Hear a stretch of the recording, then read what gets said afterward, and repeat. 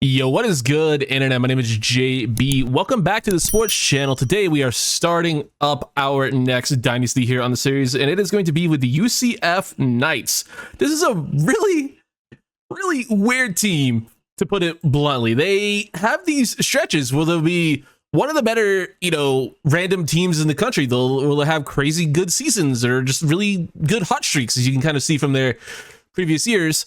But they are also prone to just being, well, pretty terrible. And I mean, overall, they've had a lot of good years, but a lot of this was, in Conference USA, in the American. And then they had, of course, their quote unquote national championship season where they won the Peach Bowl, went undefeated, beat Auburn.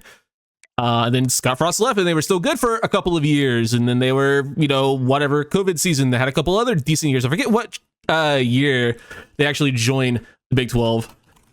When did UCF join the Big 12? They joined the Big 12 in 2023.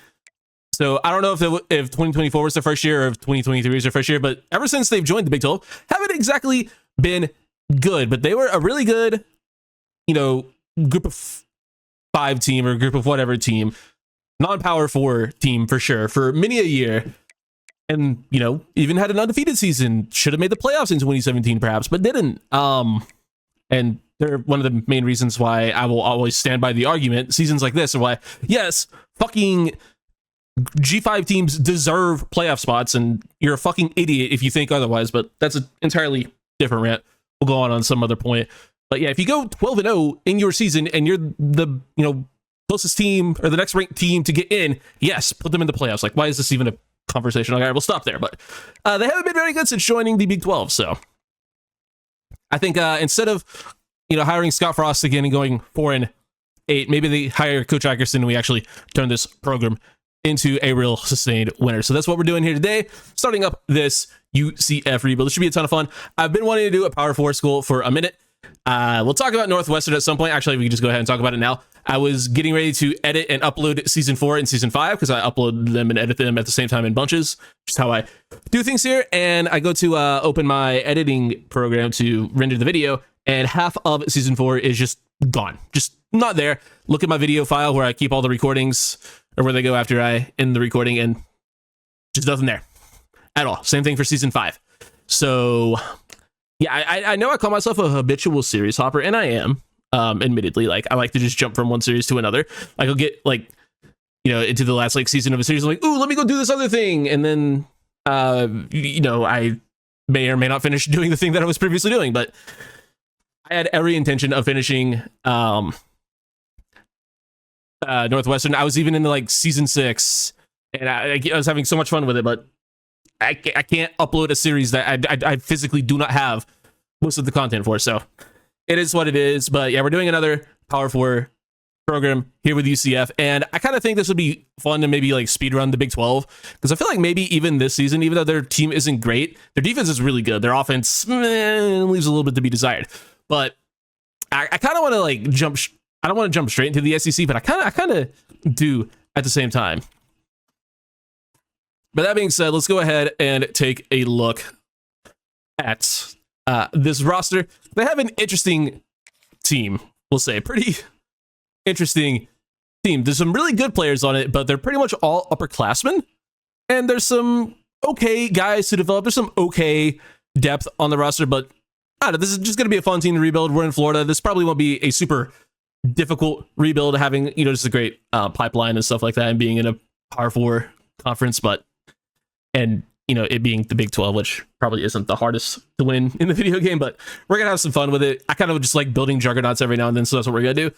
At quarterback, we have Taven Jackson, and this guy didn't have the best year this year. He was a pretty highly touted recruit, I want to say, but, he was at Tennessee, was at Indiana for a little bit, and then apparently he's at the same time as Brendan Sores. I'm recording this on the day he went to TTU, Texas Tech. I don't know why I said it like that, but yeah, he's here nowadays. He never really got a shot at either one of those other schools. And he was okay this season, had a decent completion percentage, but this team's offense was a joke.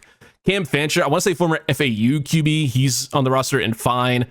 Ja'Curry Brown is a great athlete and could be a fun QB next season if he sticks around, but He likes pro potential, so he's probably got. And we do have a freshman here, Davi Belfort. Looks like another pure runner. And if we keep championship contender, he'll stick around. But we're probably going to need to look elsewhere at QB because Taman Jackson could also leave. He also likes pro potential. So we'll see what ends up happening with QB. But we have some good, okay players here for this season. I don't know, just kind of an interesting position.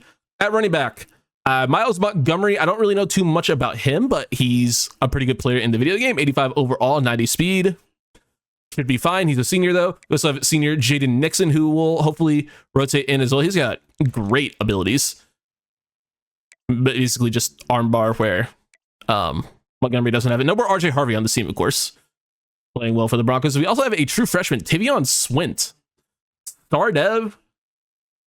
Great athlete. This is a phenomenal prospect, and he has a playing time deal breaker. Oh my god. And Star Dev. Tavion Swint, welcome to being a 99 overall and potentially a channel legend because, yeah, he's going to rock a redshirt season and he's going to be unbelievable. At fullback, we don't have anyone. At receiver, there's some okay players here as well. Marcus Bruce, Star Dev, but is a senior, 78 overall. He's pretty good. Dwayne Thomas Jr. is decent. Waden Charles could play as a true freshman. We'll see. Nehemiah Hughes is decent. Okay athlete. Carl Jenkins Jr. looks not bad. Chris Dummerkant is a senior. He's all right. Decent athlete. Brettel Richardson. He's looked like he could end up being pretty good down the line. Just a redshirt freshman. Jordan Bridgewater, same thing. Redshirt freshman with decent development trait. This guy, though, Darius Farmer. Got some great speed on him, but he does have a deal breaker, unfortunately. He likes brand exposure, which didn't really help you there. And then Caleb Brawlerson could be a guy at some point.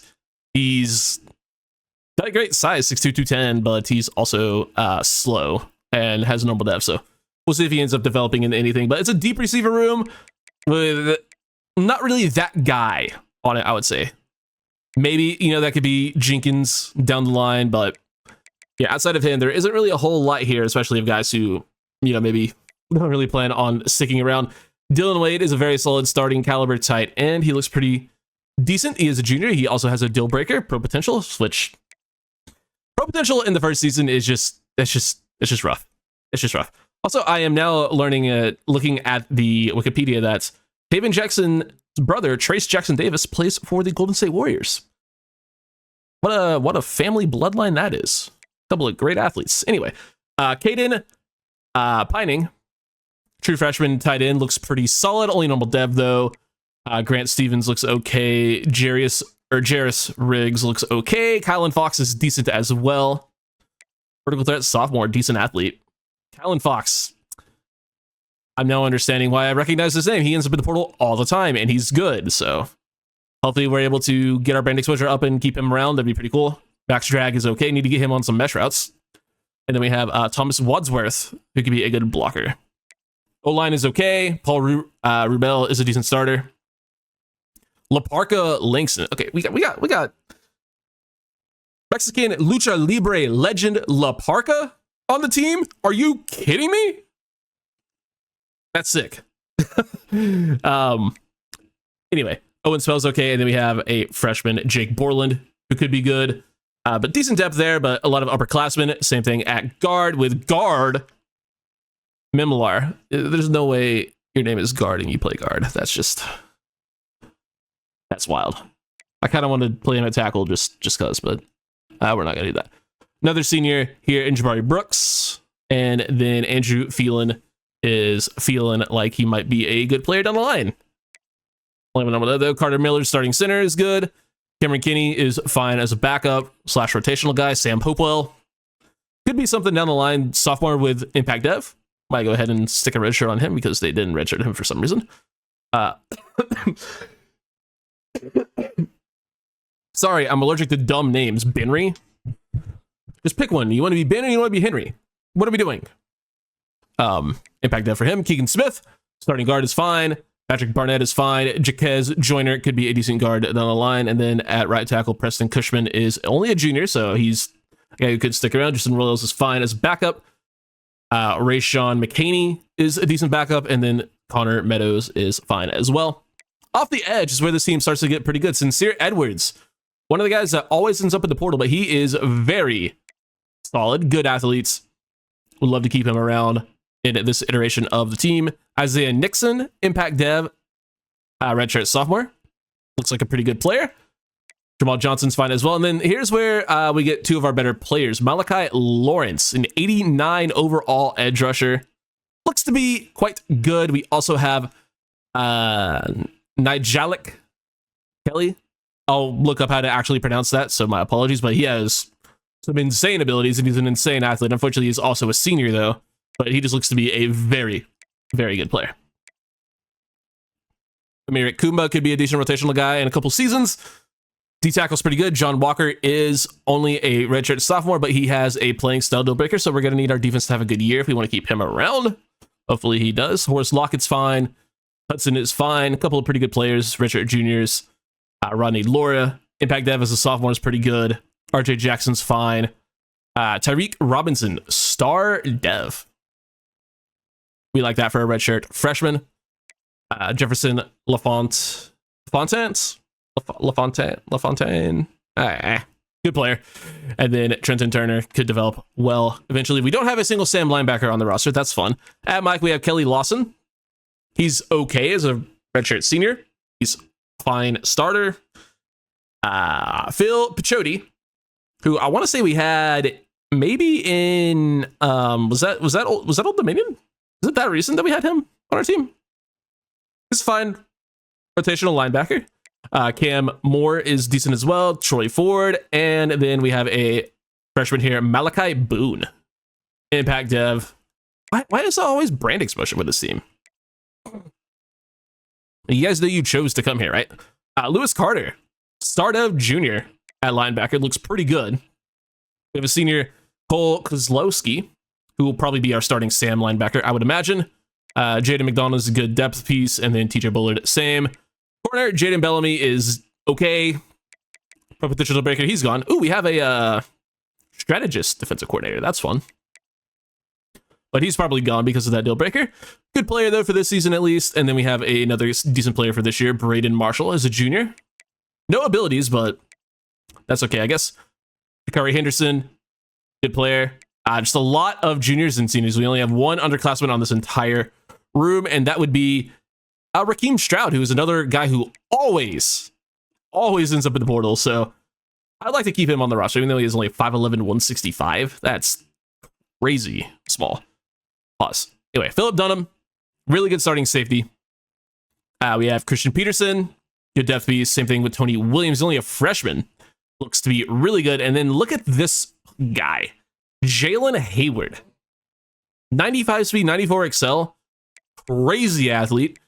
He might, just find himself with a red shirt because he's not going to play this year. And I can see him being a very good slot corner down the line. And then at strong safety, Damari Henderson has a pro potential deal breaker, so he is gone, unfortunately, as well. But is going to be a starting safety for this season. Senior Jaden Williams can play a little bit. Jaden Gold is decent as well behind both of them. Jacob Good is, he's okay. And then Ezekiel Blake looks fine as well. We have a kicker. And we have a punter, Michael Carter. And Noah. Probably Noah. And that is the team. I think it's in a decent spot. Will we be able to, run the table in the Big 12? Probably not. Will we be able to do better than 4-8, which is what this team went in real life? I would say so. Yeah. So that being said, I'm going to set up this recruiting board, and I will meet you guys with our week 1 game, whatever that may be. All right, for a first-year recruiting class, it's looking pretty interesting. There are some pretty good players on the board that I do think we might actually have a chance at. Amani Ekwonu probably isn't one of them, but we're gonna give it a shot at a 5-star edge rusher, just to see. Emmanuel Worley, just because corner was such a problem for me in Northwestern Dynasty. I really want to try to land some sick corners early and often. But then we get to the fun players, the offense. Juan Burns, he's a 6'6" physical route runner. If you know with 6'6" receivers, they're almost always unbelievable, and he looks pretty damn unbelievable. Now, typically when I see 6'6" receivers, they're contested specialists, but this one is a physical route runner, and the sky is the absolute limit for this player. I really, really want this guy on the team. We are going to have nearly no chance. Actually, we might be able to beat out Penn State. They have obviously the big time pipeline bonus, but maybe some playing time stuff gets in the way of that. I don't know. I'm not worried about Boston College at all. There's a chance we get him. Not a good one.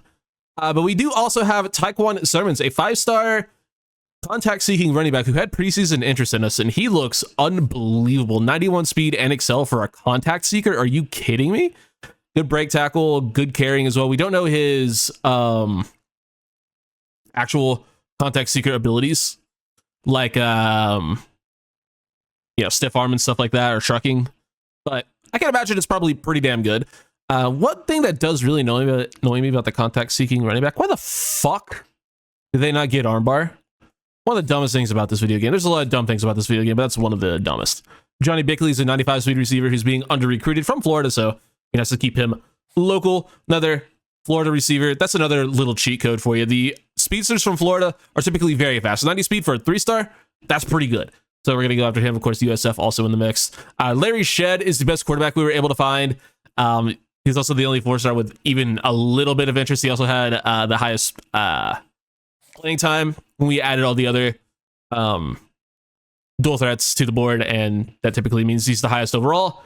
And he doesn't look spectacular, but he does have really good speed, so could end up being a good quarterback down the line. Dante Clement is another very good running back. He's actually probably better than Sermons. It's just, a little bit of a difference in archetype. Elusive Bruiser is much better, though, so despite the fact that Sermons does have some freaky traits, so does Clements, and he has access to better abilities. Eric Lord is a 6'3" physical route running receiver, rather. He looks pretty good. Marcus Smith, we don't know a ton about, but good enough to put some hours on. Dom Dupree, strong name.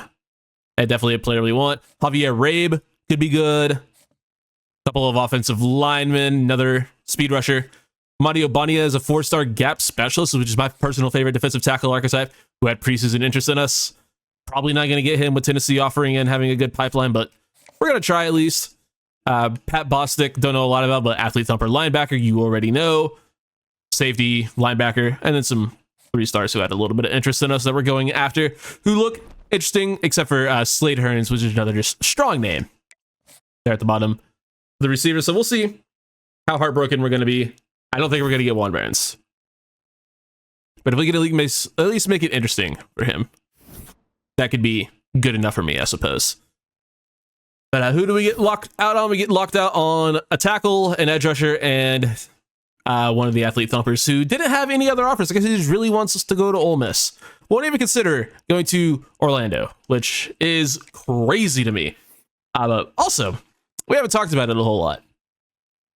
I always talk about in my series how much aesthetics matter. We have some of the best aesthetics in the game, boy. You know about the jerseys. But we do get 75 hours back here from these guys being absolute bums and not even considering joining the Dynasty. So Ikwonu didn't really get pulled too far ahead with some of these bigger schools, so I feel pretty comfortable throwing 50 on him.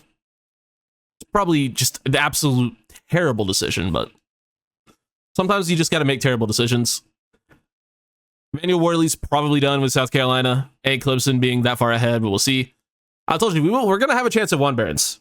We're going to have a chance, and we're going to fight to the bitter end for this guy. I really, really want this player. We do jump out to a lead for Sermons, which is nice. Bickley, we're not really doing too hot on. I'm comfortable putting 50 on him as well. And then probably put Shedd up to 50 as well with our last 25 points here. And then just whatever happens with the rest of the guys happens. Dante Clement's looking good. Could be convinced to put 50 on him eventually. It's like Marcus Smith, I doubt we end up getting. There are a lot of players here that I just doubt we get. I think we have a chance at Amato. I wouldn't really care if we get this linebacker, especially if we do well with athlete thumpers at the 3-star level. So I'm comfortable taking Matthew Beebe off the board, even though he did have interest in us, but he's also just getting recruited by schools that I think are just going to pretty easily beat us out We're going to throw 10 of those hours on Clements. And we'll throw probably Dom Dupree up to 25 just so we can hang with the U. Because you guys know I love a good gadget receiver. They're pretty good actual receivers. They're one of the more underrated archetypes, one of my personal favorites, but oh man, you develop a gadget receiver for a couple seasons as a running back, you upgrade their power, you upgrade their elusiveness, and then you move them with a running back. A couple years down the line, you're looking at a Heisman winner, which may or may not have been what we did in Northwestern and won the first Heisman ever on my channel, only to lose it, and I'm sad and depressed. But we do get to start off the year against Jacksonville State, which should be a free dub. So let's see if we can get this dub. I think we're going to end up having a pretty good recruiting class year one, though. Alrighty, we can hop on into this week 1 game against Jacksonville State. We can head on down to the bounce house and get this series started on a good note.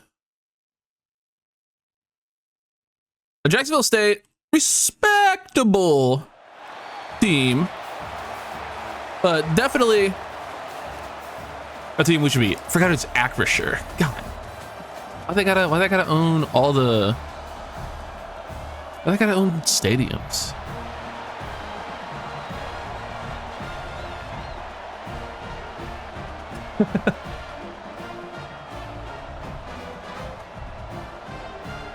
I think we'll be all right though. This campus is straight up in Orlando.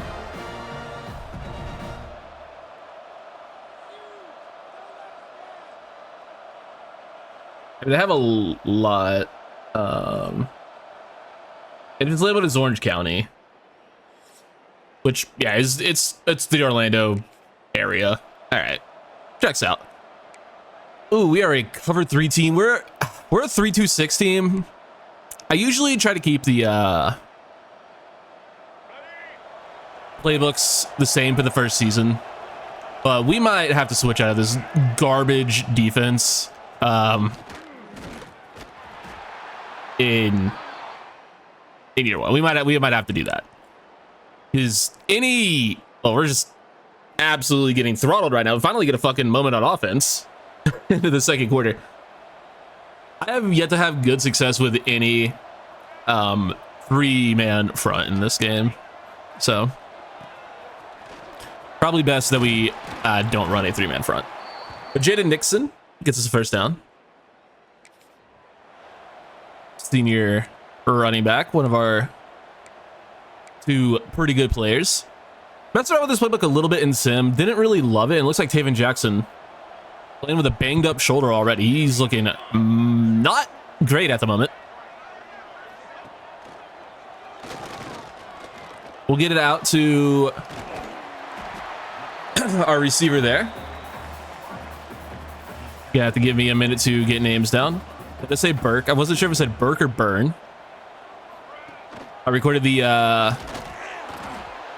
roster overview last night, so don't remember names. Remember Miles Montgomery. I had remembered that name before his name popped up on screen, but it helps me out that it did. And he'll get another carry here on 3rd and 2. Follow the line, and he's gonna barely miss out on the end zone. Makes it 1st and goal from the 1. We do really need to score here because, well, we're down 10. We will get in as number 43 just kind of flying all over the field, making a couple of nice plays there for Jacksonville State. The Cox, if you will, Gamecocks. Made a couple of nice plays for them on that possession, but we are able to get into the end zone. We'll get the ball to Nixon on the direct snap, and he's going to have a chance at the end zone. Touchdown, Jaden Nixon. Let's go. Good run from him. And the bounce house is bouncing. Also, I really wish I would have gotten the fucking memo that it was going to be a whiteout for week 1. Would have been nice to know that. We also have a sick fucking mascot. And if its name isn't Nighty Night, then I don't want it. Actually do need to look that up. UCF mascot name. Nitro. All right. I would have gone with Nighty Night because it's funnier and stupider and gives me Bodie McBoatface vibes, but Nitro is kind of funny too. But it's with a K. You got to get there, and unfortunately, that is just going to be a walk-in touchdown for Jacksonville State. They do have one of the better sim playbooks in the game, and they're showing that it works well on field as well. And that's going to be a touchdown. The Cox take a 3-point lead. Shout out the Cox. Can I say that?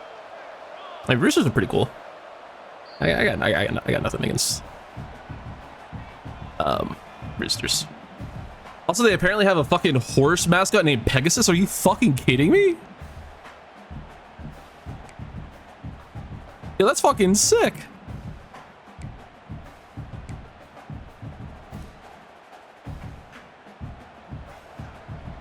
Oh, he also has, wait, no, hold on. Okay, I gotta. Now we're doing a lore dive here, boys. We're doing a lore dive here. So, yeah, I googled Nitro here, but they have Pegasus too.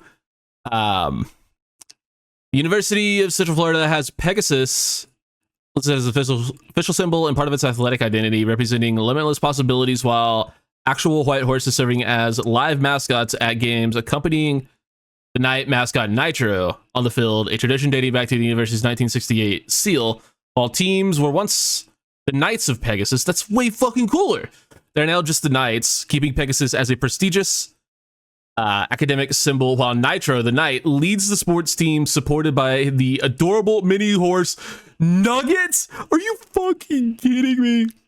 That's the coolest fucking thing I've ever seen. They have a fucking mini horse named Nugget. Bro. This is my new favorite school. What the hell? Now that I know there's a mini horse named Nugget, I need to know if Nugget's in the game. And if Nugget's not in the game, that's erasure from EA, and I will not stand for it. We just start a petition right now to get Nugget in the game. That's fucking incredible. Everything about that is incredible. A good run there from Nixon. He's been our best player today. But Dylan Wade, the tight end, going to come wide open over the middle. And that's going to be a touchdown for Dylan Wade. Let's go. Puts us back ahead. And we'll have 48 seconds to try to add some more points. I don't really think we'll be able to, but we can try. Especially not from this part of the field, but we'll give it a go. We're just gonna throw it up to Charles, and he makes the catch. All right. I tried to go hurry up, it didn't really let me, but looks like we're okay. With the slant here, that's going to be to Thomas, and he's going to nearly be gone. This 43 makes another big-time play for Gamecocks. That's a good throw from Taven Jackson on the slant. It's a lot of yards there.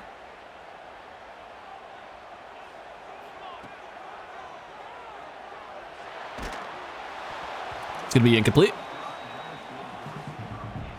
Don't really know why I'm just giving up to all go at this point. Really not a good use of anything, but we're doing it anyway.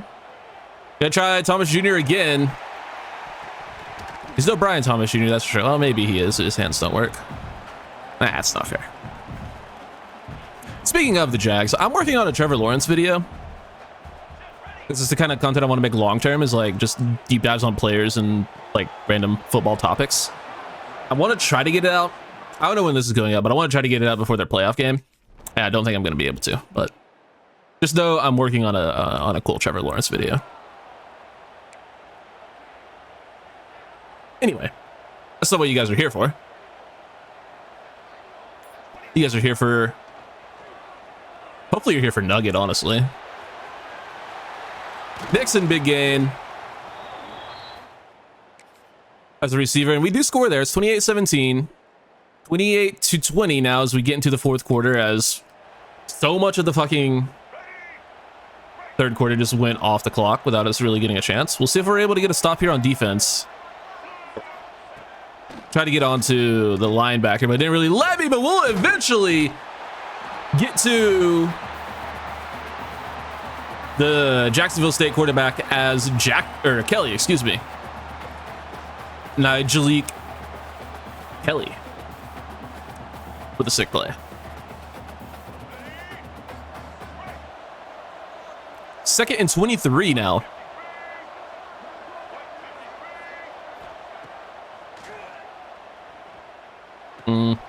Deep end is open. And that's going to be an injury to Braden Marshall. I want to say corner. Yeah, one of our corners. He looks to be in a lot of pain. Looks like an arm or shoulder injury. That's not good.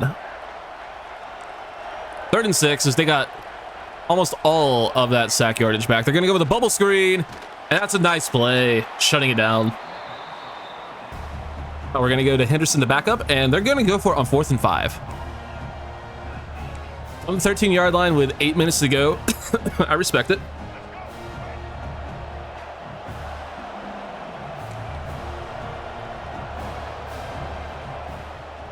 Let's see if we're able to make a play here. Nice play by the big DT.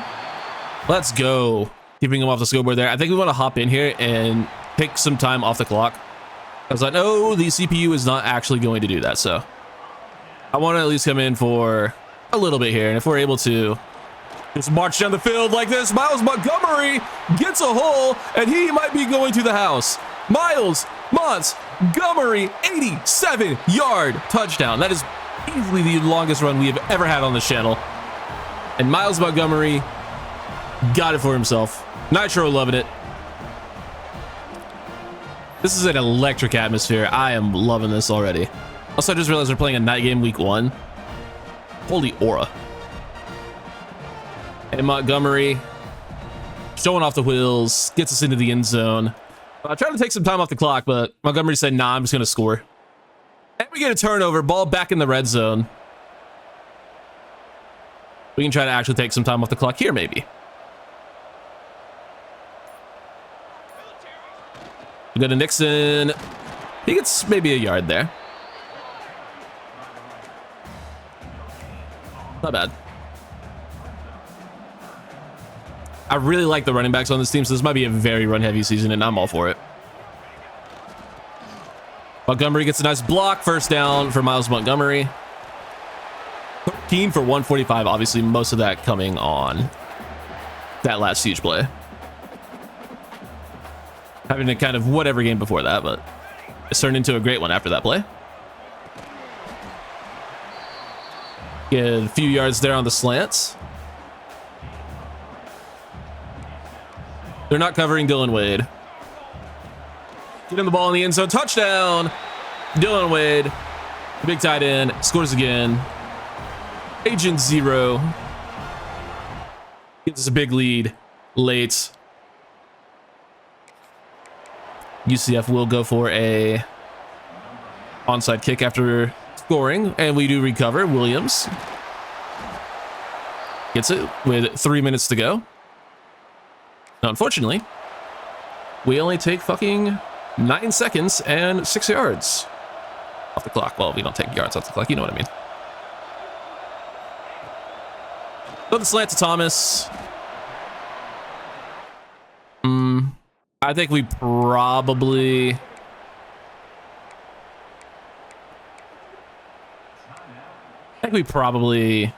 just go for this. Or do we go for the field goal? Let's go for the field goal.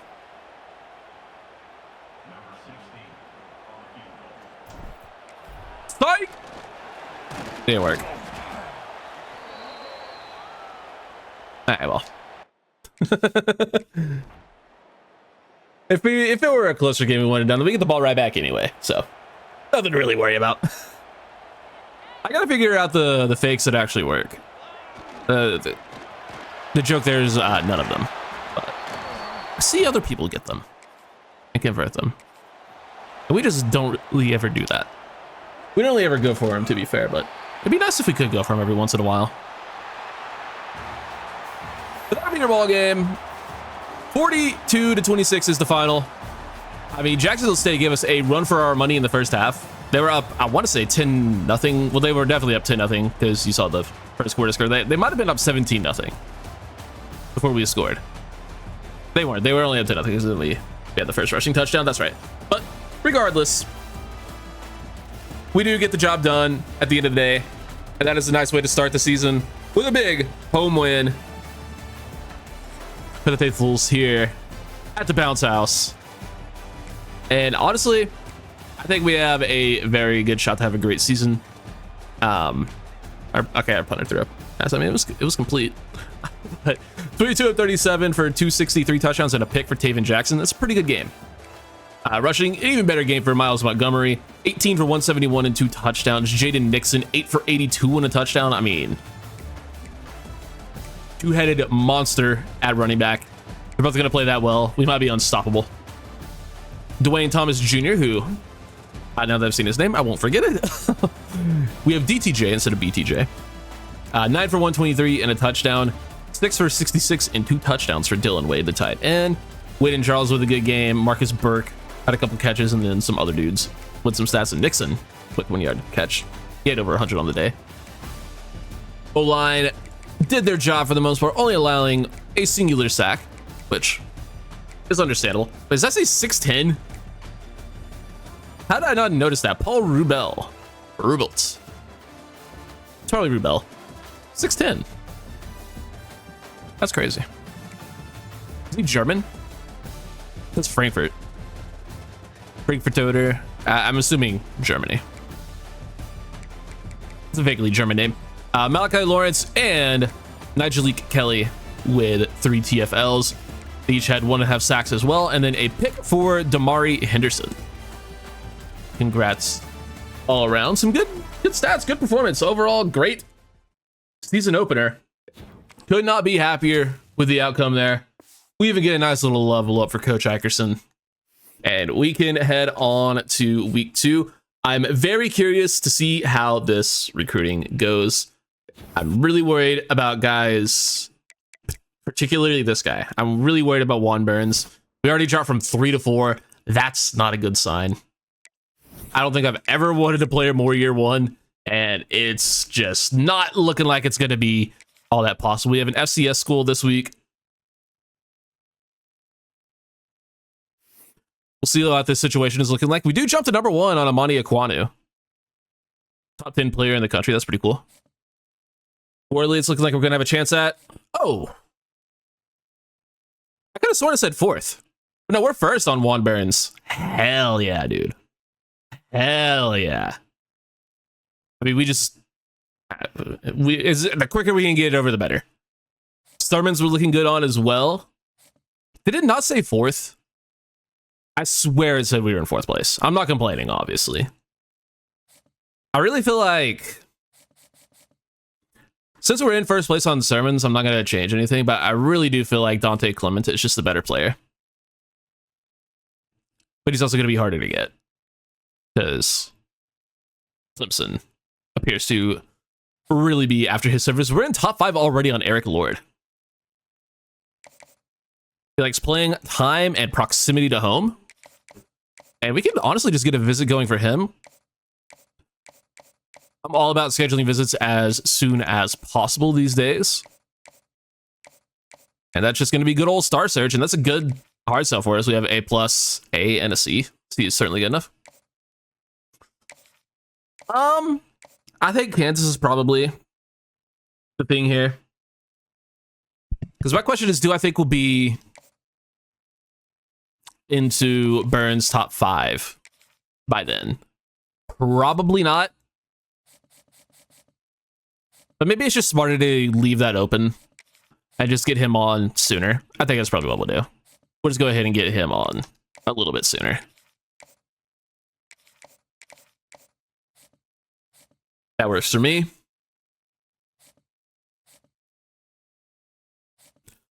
Coates is also into his top 5.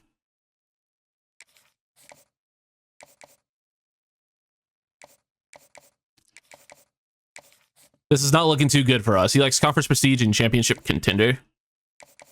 I usually just go for aspirational goals when that's the case. Go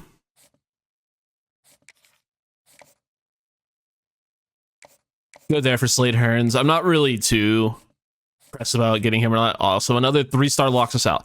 I like how we're in the race for all these 4 and 5 stars and fucking 3-star guards are locking us out. Fuck off.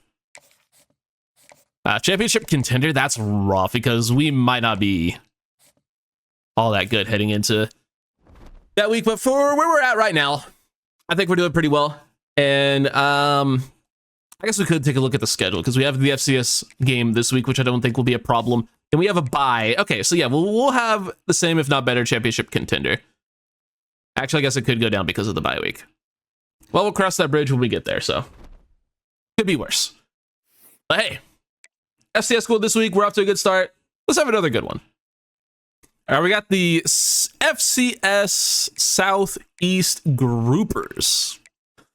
Not the fish that I would choose to name my team after, but pretty cool fish. There's some really fucking big groupers out there. What do you guys know about a Goliath grouper? Them motherfuckers big as shit. Another night game? Do they just play every game at night? Is that a thing? Is every game at the bounce house just fucking nighttime? Are we kidding?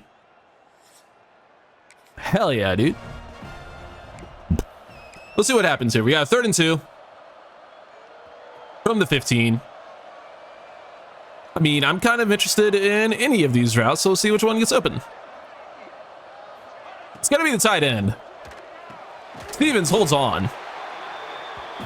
I think we had Dwayne Thomas Jr. there also wide open, but look to the tight end. We'll go to the running back here.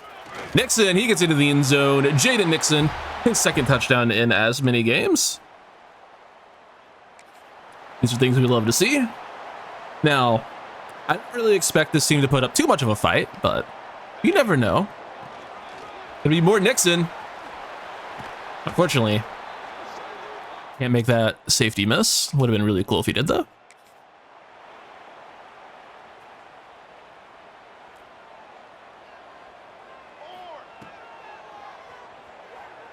Burke finally gets open. Ball came out a little bit late and a little bit weird from Jackson, but it gets there nonetheless. We scored on this direct snap last week. Let's see if we can do it again. This time it's going to Nixon. And that play is kind of money. We're 2 for 2 on touchdowns with it. Toss play in this playbook might just be it. Need a little bit more sample size in the future to see, but I mean, 2 attempts, 2 touchdowns is pretty good. Jackson finds Wade for the first down there. Got a 3rd and 6 here.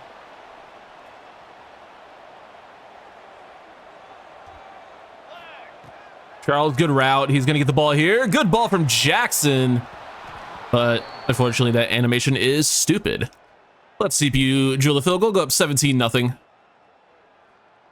I think we can kind of just speed run this game. Probably not going to be a whole lot to see here.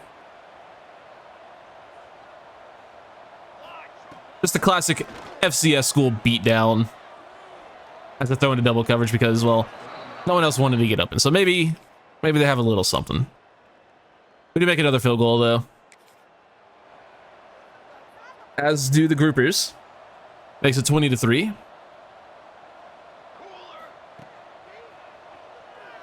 Get a Montgomery on the screen. It's a first down.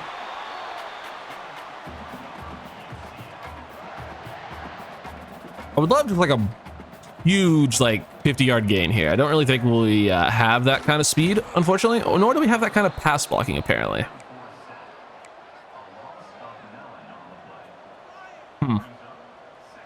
You hate to see that. They're kind of leaving this tail route one-on-one on the outside, and that's going to be open and dropped. Dwayne Thomas Jr. drops a would-be big gain that we were looking for. You hate to see that. Charles open. We get it there. Waiting, Charles. Huge gain. Taven to Waden.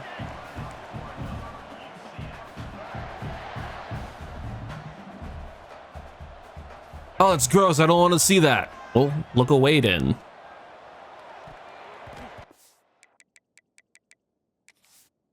But get it, guys, because seems Waden.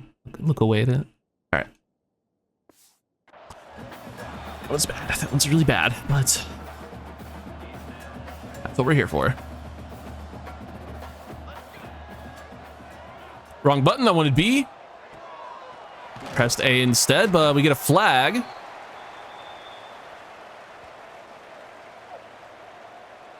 Gonna be DPI. I guess we'll take the first down, sure. And I'm pretty sure we technically got more yards, but it was also third down.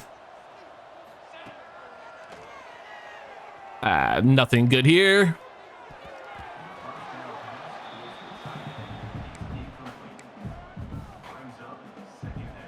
We need someone to do a get open. A hikey thought that ref back there was their safety. I'm like, what the fuck coverage are they in? Speaking of coverage, that's going to be a pick as we throw out of a sack.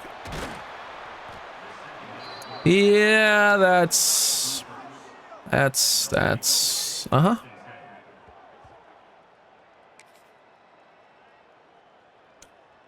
Thank you, game, for just getting the third quarter gone. Appreciate it. Now, it is just a 10-point lead. So you probably do need to tack on some more points at some point. Preferably on this play, even. But I do like that we took a lot of game off the old clock there. Ooh, defense. So I probably should change the style of the front, but I haven't done it yet. Mostly because the edge rushers are actually on the field, which I like. As long as most of my edge rushers are on the field pretty much every play, I don't really care. A lot of the times in other playbooks, it'll just have your... If you're not like specifically in a pass rush set, like a non nickel or dime set, they'll just have your 3 defensive linemen or 3 DTs instead of your actual edge rushers or rush ends on the field. Now, call me crazy, I want my rush ends on the field every play. So far, they've both been on the field pretty much every play, so if that's going to be the case, I don't feel a need to change it. At least not yet. Now, the fact that we just simply can't get a stop on 4th down, that might be a reason to change it. That also just might be a talent issue, or it might just be this video game doesn't allow you to actually get stops when you're in sim, or when you're in play the moments. A single stop on 4th and 10? No, not going to give you that. Unless they do shit like that and just take a shot on a go ball. That's just about the only way I get stops in this game is when the CPU throws go balls. I don't think we... Yeah, why did it give me a kneel there? Whatever. No, that's definitely not what I wanted to do. Hey, the clock went in here. Here's a kneel. What? Why give me that play call? Whatever, we did get the win 27-17. I also forgot to look for Nugget again this game. Fuck! A failure. Actually, no, I didn't. Did I? I didn't let the whole thing play out. Hold on.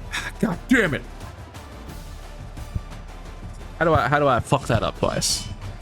Are we showing that? What a replay. I mean, it was just about the highlight of the game because we didn't really do jack nor shit on this one, honestly. Jackson was okay. Montgomery was awesome. Didn't find the end zone, but Nixon did it twice, so good for him. Great game from Wade and Charles, 5 for 125 and a TD. Marcus Burke was good. Other dudes did a lot of stuff. 2 drops for Dwayne Thomas Jr., including what would have been a 30-plus yard gain. Very unfortunate. Only 1 sack allowed by Miller. Ooh, Bell injured. That's not good. That's not good. He's one of our good offensive linemen. 2 TFLs. Sack for Malachi Lawrence. Half for Kozlowski and Kelly. No picks today, but the most important stats. Another win in the win column. And we're already halfway to this team's total in real life, so hey, that's a good start, boys. That's a mighty good start.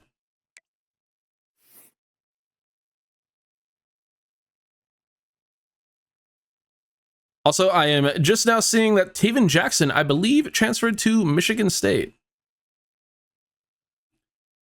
But even more importantly, Alonzo Barnett transferred to UCF. That's a huge get. I thought Alonzo, I mean, I guess UCF is a Power 4 school. But I thought he would go to a bigger school. A shout out to Alonzo Barnett, dude. He's awesome.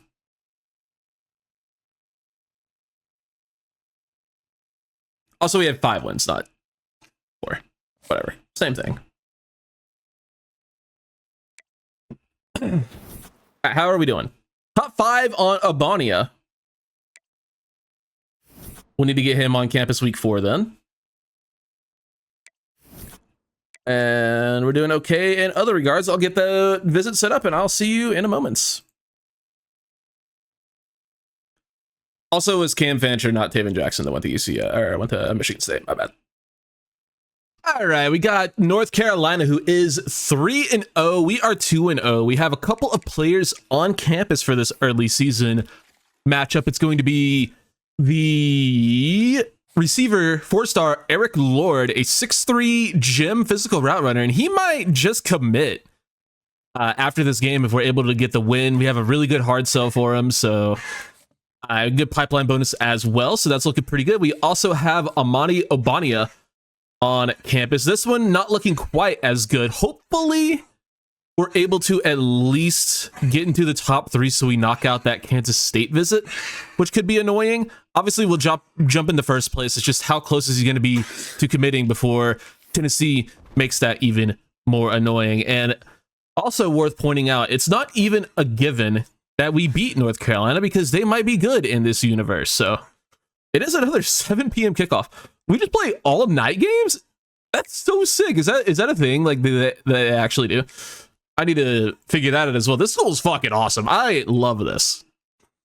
Does UCF only play night games at home? Because if so, this just instantly became my they've heavily favored them.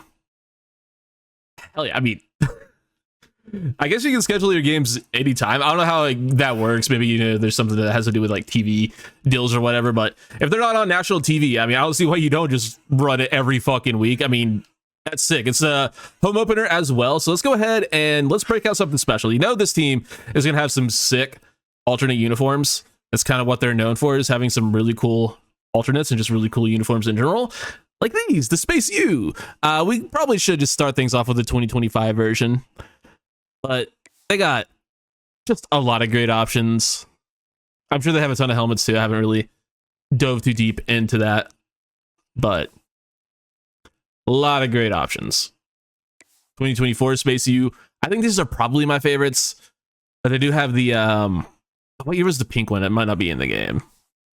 Or no, I might be thinking of FIU as well. But yeah, we're gonna go with the 2025 Space U. They're all really good. Big space aeronautics university, I assume. I actually don't know. I think it's pretty safe to assume. I hate the Onion. Like, it's the I'll say something controversial that might get me canceled in some circles. The Onion is the less funny Babylon Bee. I said it, but I just came across a pretty funny The Onion headline. Steph Curry finally finishes eating mouth guard. That's a good fucking tweet. That's a good fucking tweet. I'll give him that one. Anyway, let's go ahead and get this ball rolling on this game versus the Tar Heels. We do finally get a moment in the second quarter. Also, this is not a Big 12 game. I'm a little bit stupid. Just completely forgot what team we were playing. I just assumed we were an ACC school. We're not. We're not even a little bit. We're a Big 12 school. Even though I know I said Big 12 conference. I'm a little bit stupid. You're gonna have to forgive me for that. It's just how we do things. Yeah, just a little bit dumb.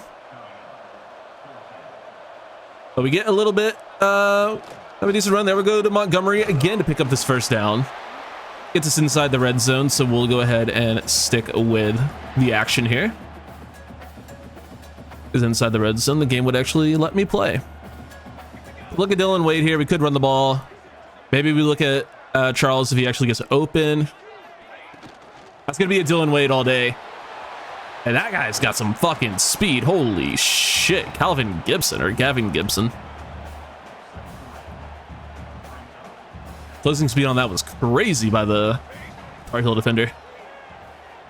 We'll go right back to Dylan Wade. He'll get us down to 1st and goal. Love that. Gio Lopez, the UNC QB, appeared to have a good first quarter. Gonna make sure he doesn't have a good second quarter. Probably not, but I'd like to try to make sure that's the case. I think we just keep the ball in the hands of our running backs. They're both having really good starts to the game. And unfortunately, get a little rolled over there. One of my dogs is just freaking the F out right now.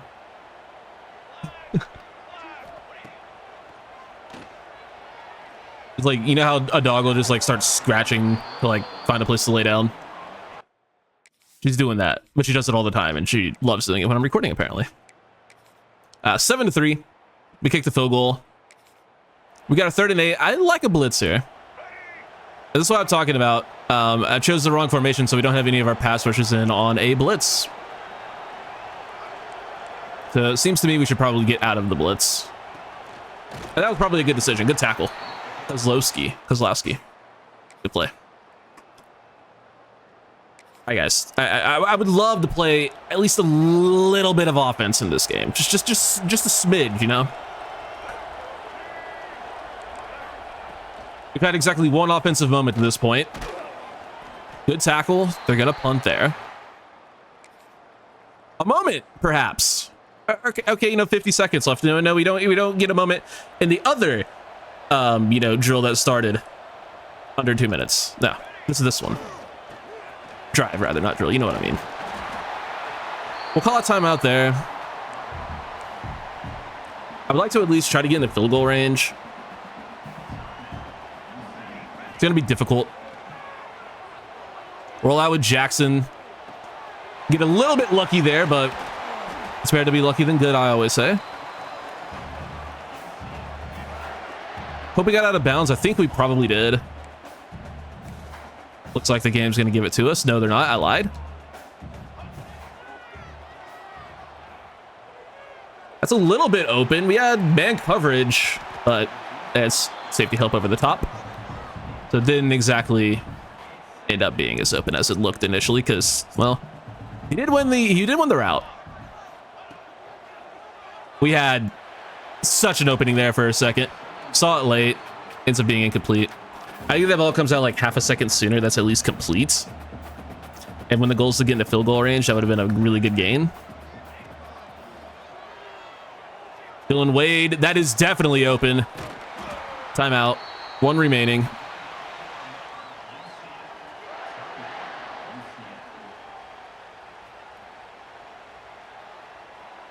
Playbook is still open. We can still probably get to the line and throw it out of bounds or something. All right, playbook is a little bit less open. Now we're just looking for any sort of yardage we can get.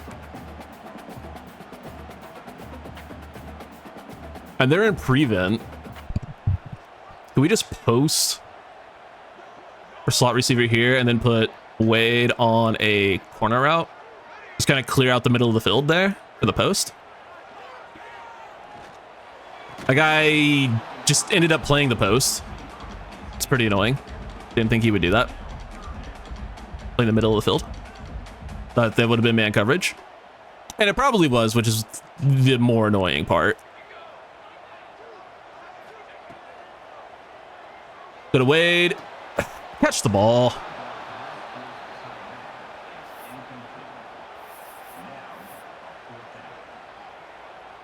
That would have been at least the field goal attempt. Probably wouldn't have got in. That would have at least gotten us attempt if he caught the ball. This guy throw to the end zone. Nothing. Yeah. All right.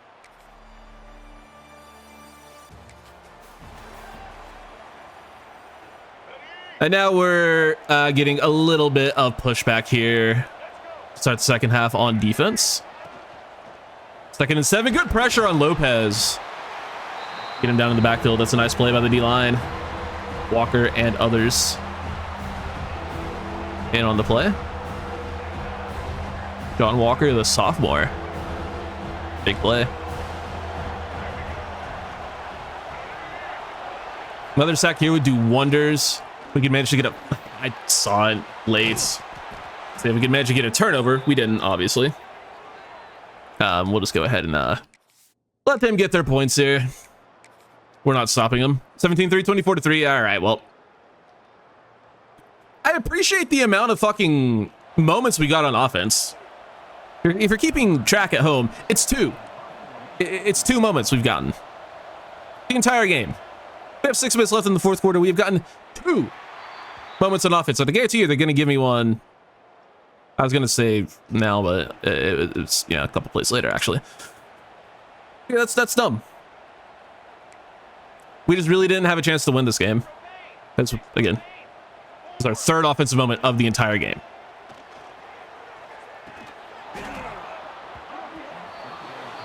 It's insane recover speed from that linebacker, by the way, to get back into that play. When it simply weren't covering anyone at the start of the play. Ball comes out low. So this is bad for the visits, obviously. Really bad.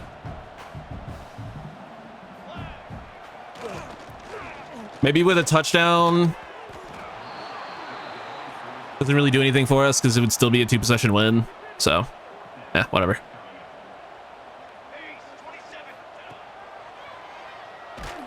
Cool.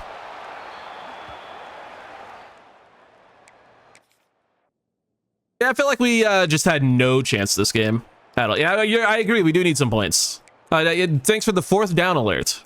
Appreciate it. Oh, well. We move on to the next one.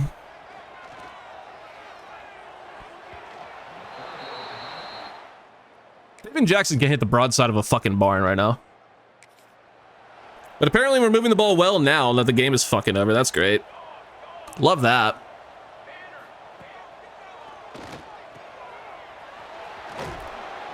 Get a Burke. 127 yards passing with a minute to go in the game. Most of those are probably in the 2 moments we got, honestly. As pathetic as that is. Most of those were probably when we barely got to play this game.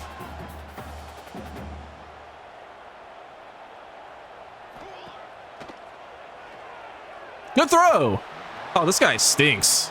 This guy's terrible. Holy shit. Accuracy is just abysmal. I mean, we could run the ball real well. Problem is, you don't really want to be running the ball down 21. Doesn't really do a whole lot for you.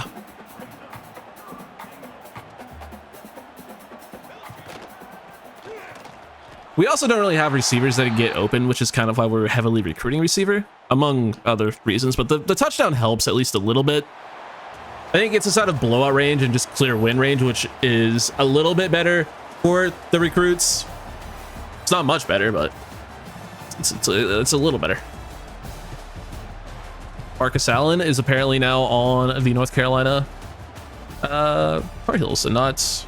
God, it's not exactly an uncommon name, but yeah, it's running back, duh.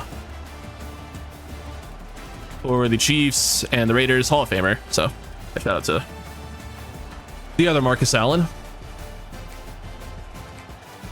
Anyway, yeah, not a great game from Taven Jackson, to say the least. Good game from Montgomery, pretty good game from Nixon.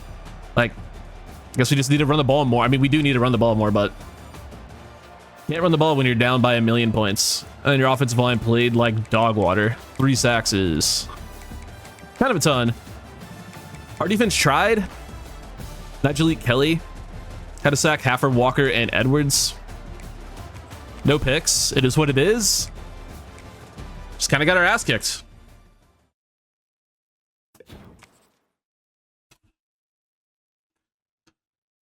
Man.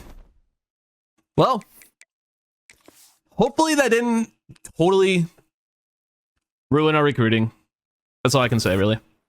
Top 5 for Amani Aquanu. Top 5 for Emmanuel Worley. Hell yeah. And I believe we actually get back into the playstyle deal breaker probably for Shed. We don't. That's bad. We're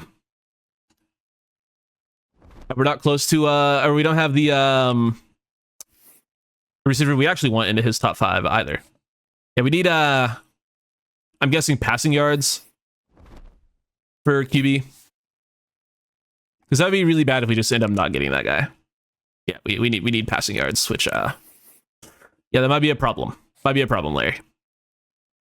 Sermons we're looking good on. Did we get his hard sell right? We did get his hard sell right. And I continue to say that I think Dante Clement is the better player, but why not get both, you know? We're very close to Juan Burns top 5. Very, very close. And that's good. Johnny Bickley, we have visiting in a couple weeks. And then Eric Lord, who was on campus. Not a great visit, but not a horrible one either. I think the commitment should be over before week 7. So I think we'll be okay.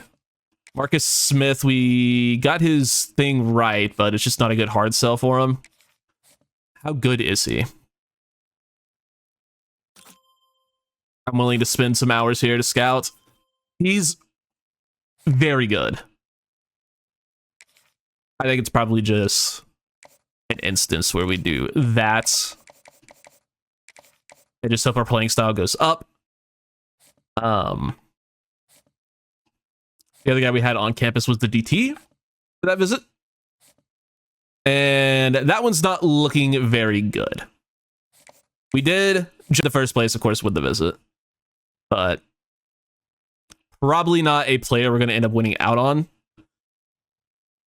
Best case scenario for us here, I think, is honestly... I think Kansas State is going to jump probably into first place. I just hope we stay ahead of Tennessee. There is a world where Iowa jumps us 2 and we drop all the way out of his top 3. And the week he probably joins his top 3.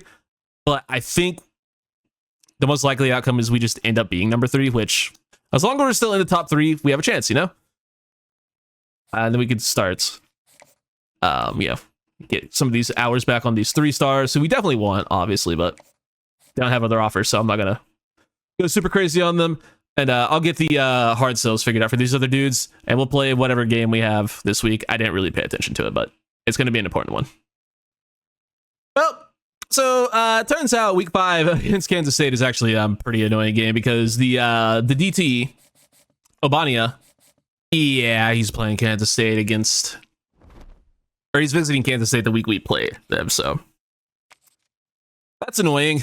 First road game of the year against the ranked K-State team. Actual conference opener this time. This has to be a win. No two ways about it. We gotta win this one if we want the DT, and also if we want to keep our season afloat.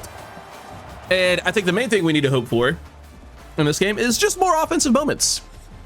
Like, just even some would be fantastic, you know? Like, just a couple here and there. I'm not asking for too many. I'm not asking to play the whole game, but, you know, just a few offensive moments. More than the 3 we got last week. Let's see what they got here in the Little Apple. Good pressure. Let's go. Malachi Lawrence gets to Avery Johnson in the backfield. Johnson? Is it just the same name as the fucking... That doesn't sound right. I'm pretty sure that is his name. I'm like 99% sure that is his name, but it's also just the NBA player / coach. Is that just... Is it Avery Johnson? It is. Why is it... I mean, obviously I know that's his name, but like, I say it out loud, I'm like, no, that's the NBA guy. It's both. It's, you know, you guys don't have the same name. All right. That's crazy. What is Avery Johnson, the NBA guy, doing these days? I don't think he's a coach. Well, he might be an assistant somewhere. He's definitely not a head coach, I don't think.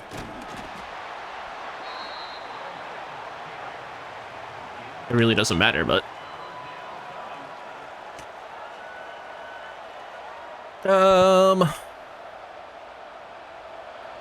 He's on TV.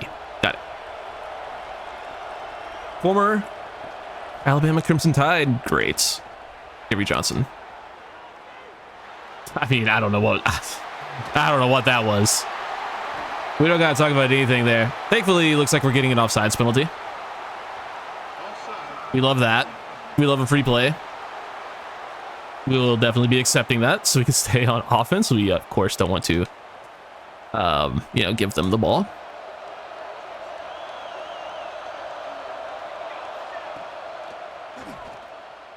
Late slant. I mean, Wade ran short of the first down, and then obviously we're not trusting a fucking go ball there. I think we just got to run the damn football because these receivers and Taven Jackson just aren't able to connect on the same page at all, so we just got to run. Montgomery and Nixon are our two best players on offense. Give them the damn football. Early, often, and always. That's where we're at. Maybe run a little bit with Taven Jackson because he's got some wheels. Not opposed to it. Didn't necessarily need to be on that play, but it's worth a shot. 3rd and 4. Team is acting like it's 3rd and 40 with these play calls.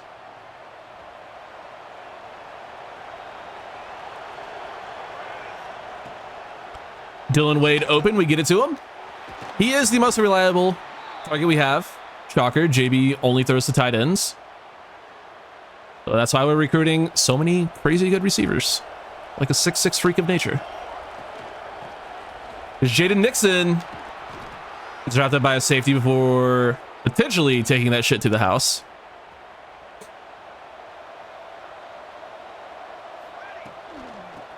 Nixon again gets some great blocks. Even into the secondary from his receivers. Unfortunately, only able to get 8.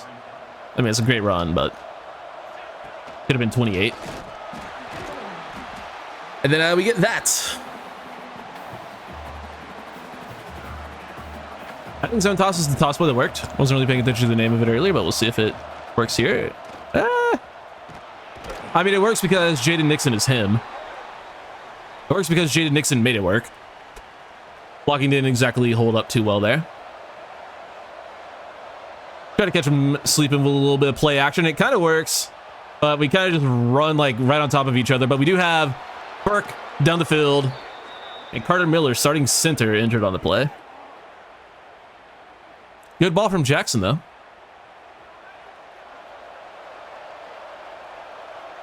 We'll go to Montgomery here on the 4. And Miles Montgomery gets it to the end zone. Gets the scoring started early. Well, not early. Gets the scoring started today. I guess it's early. It's the first quarter, but it's late in the first quarter. They want us to punt on 4th and 1 from the 42-yard line. How about no? How about we trust our run game? Jaden Nixon gets it again. Let's go. Get another 4th down alert. Wow, we got a whole like 6 yards. Crazy. And I guess K-State's calling a timeout. Sure. You do that. They're not really covering Wade, but I doubt we can actually audible. And I don't really like any of the options anyway. So I think we just snap the ball.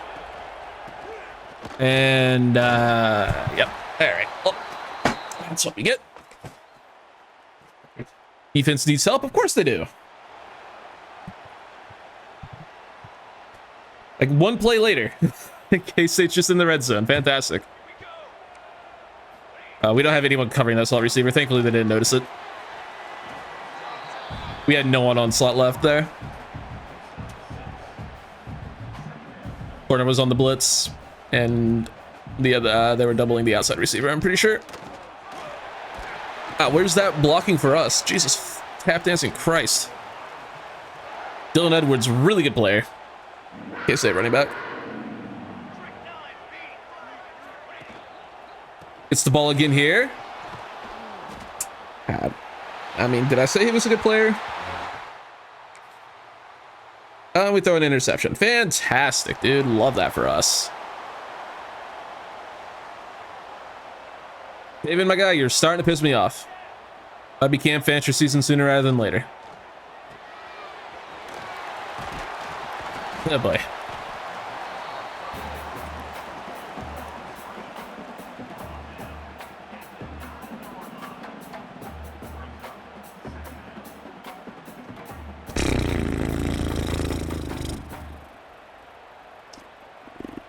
Lock in here, boys.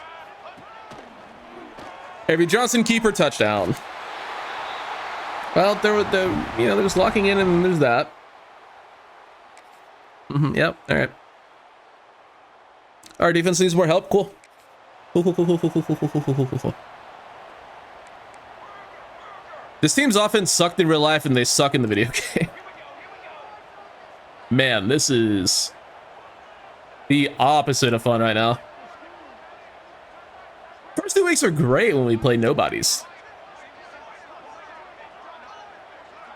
I mean, I should have seen the bad season coming when Jacksonville State was giving us a run for our money in the first half. Snap the fucking ball. Holy fucking shit, dude. No one fucking cares about running your goddamn clock down, dude. Just snap the damn ball. Why did I have to, why is the clock not, why did it not fast count there? Oh, no one's covering the seam. Great, cool. All that just to give up a touchdown. Awesome. I don't care about a fucking 54-second drill. Apparently we actually moved the ball well. Until now, it's fourth and forever. I can't wait to miss this kick. It's gonna be sick. 17-mile-an-hour wind, by the way.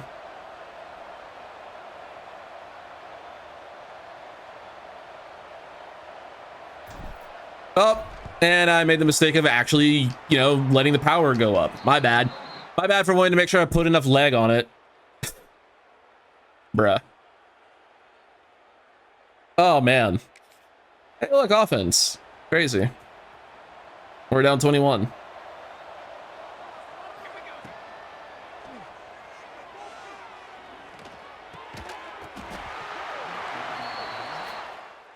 Open late over the middle and dropped.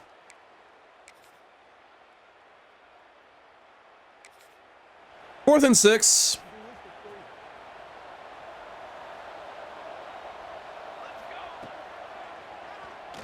There's a good completion. Dwayne Thomas Jr. first down. Okay, there's something. Oh man.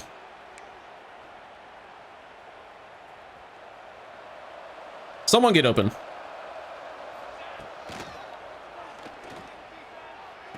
I guess that kind of counts. Burke gets us 8.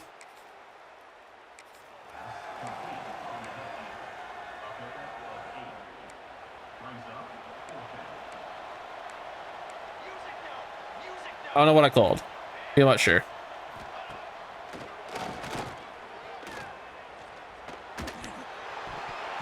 Dwayne Thomas, or whoever the hell that was, drops the first down. Ball hit you in the hands, my guy.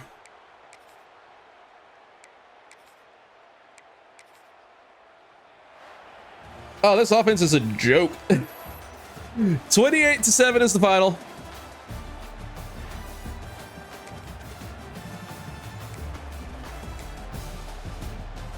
I mean, they didn't do shit. They didn't do a damn thing. I mean, they had 3 rushing touchdowns, but they sucked. Their offense was terrible. Ours was just worse. Holy crap. I mean, our running backs are fine, but they can't do everything.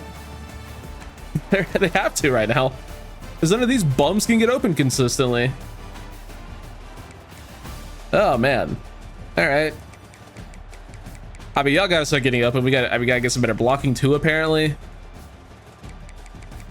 Great game from the D-line. Lawrence with 2 sacks, Kelly with 2 sacks, 2 TFLs for Lawrence. Great games from those guys, but they're on the field all game because we can't move the ball on offense. You only expect so much from them. Well, unfortunately, that is going to lose us a really good defensive tackle in all likelihood. But maybe we'll get the receiver to come in here. We do. Eric Lord, 4-star from Fort Lauderdale, is the first commit of the series. Let's go. And we don't get locked out by the other fellas, so that's good. We do stay in Obania's top 3. But most importantly, Juan Burns has gotten into his top 5. So we need to get him on campus for week 8. I would have liked to get him on campus for this game, obviously, but we couldn't. But that's okay. I think we probably just need to give up on Larry Shed, unfortunately. We're just not going to be able to stay in the race because, well, we can't throw the ball. If Dante Clement on campus soon, but Clemson's probably just going to get him before it ends up mattering. But for Burns, unfortunately, he likes playing style. That's not good for us. Yeah, we need him on week 8. Bickley is also on a week 8. I am very much willing to take Bickley off the board for now. We're going to add him back to the board, but I need the non-complimentary visit because I care more about Juan Burns. So we're going to do that. Now, the problem becomes the fact that we probably aren't going to have a great hard sell if we don't get our playing style up. So we might just need to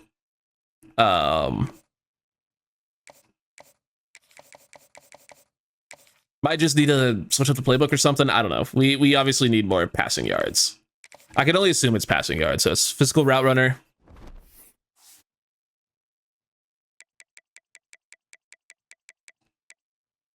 Oh, it's receptions. Well, just throw more fucking completions.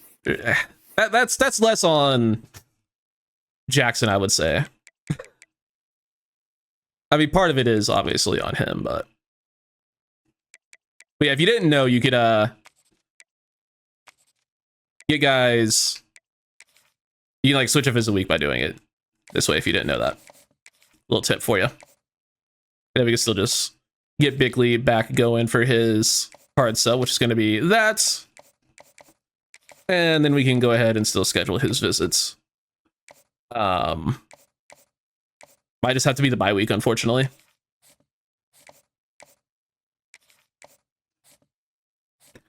We also need to start winning games, otherwise he's not going to want to come here anyway, so that is beginning to be a problem. But we'll get this figured out, and we'll run this game against Kansas, which is going to be another big, busy visit week. All right, so Kansas just simply cannot be a good team if we want to have any hope for this recruiting class, which I do still think could be legendary, especially for a first year. We have Amani Ekwonu, a 5-star edge on campus. We have Emmanuel Worley, a 5-star corner on campus. We have a 5-star running back, Tyquan Sermons, on campus. This is a legendary potential recruiting week, and not really a whole lot else to say other than that. Not really a whole lot else other than say then this could be one of the biggest recruiting weeks ever. 3 5-stars visiting for what's going to be a pretty solid Kansas team. Jalen Daniels gonna be a damn problem. Gonna be a big time damn problem. We're gonna rock let's see what kind of helmets we got. A Black Knight helmet, Black Script helmet. Ooh, that's kind of cool. Let's go with the gold helmet. Gold Script 2. Throwback. I just kind of want to look at him. That's kind of cool. Ooh. Yes. Do we have gold pants? Yes. I don't think we have a gold jersey. We have a white gold jersey.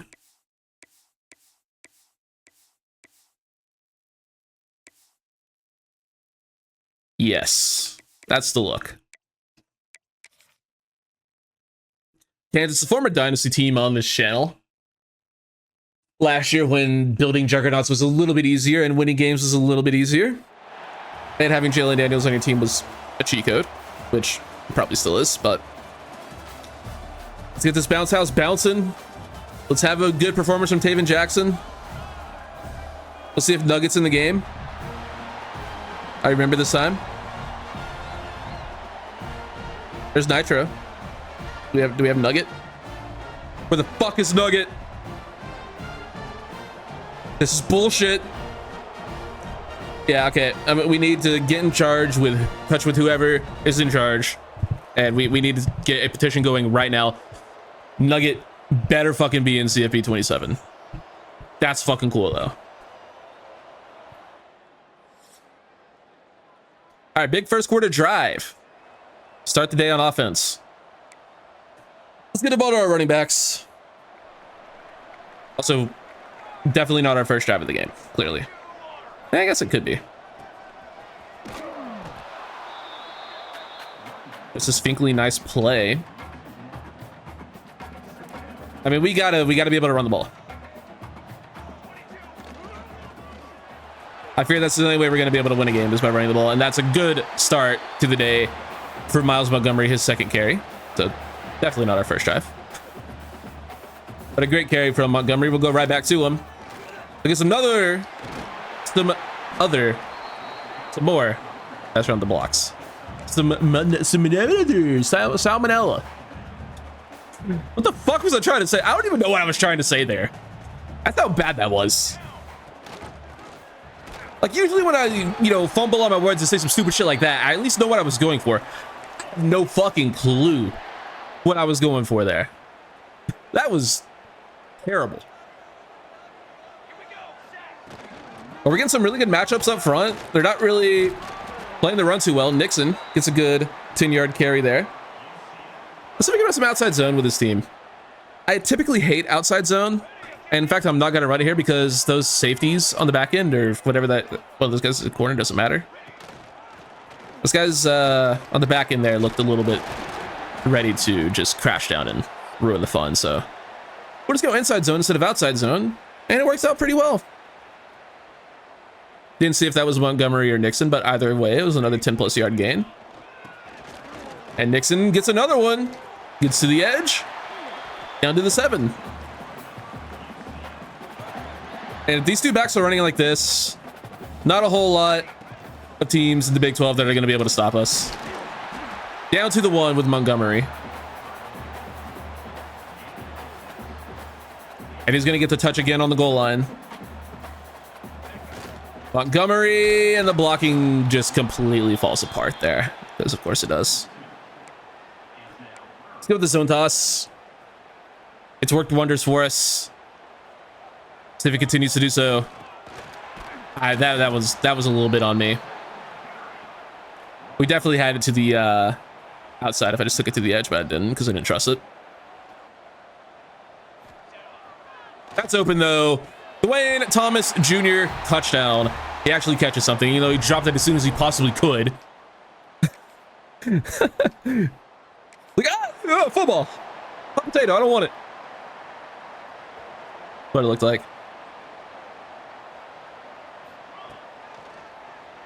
That's a bad throw. Thankfully, it's just incomplete. See if we can nail a 43-yarder with our kicker.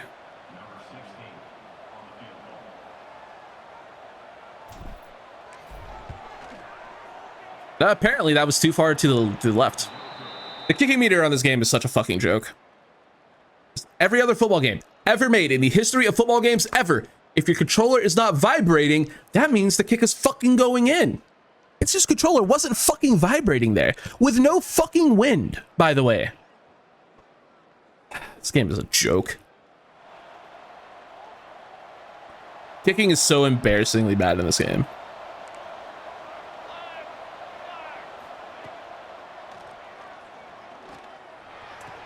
I mean, you'd think one of those three players would decide to cover that guy eventually. I guess not. Touchdown. KU.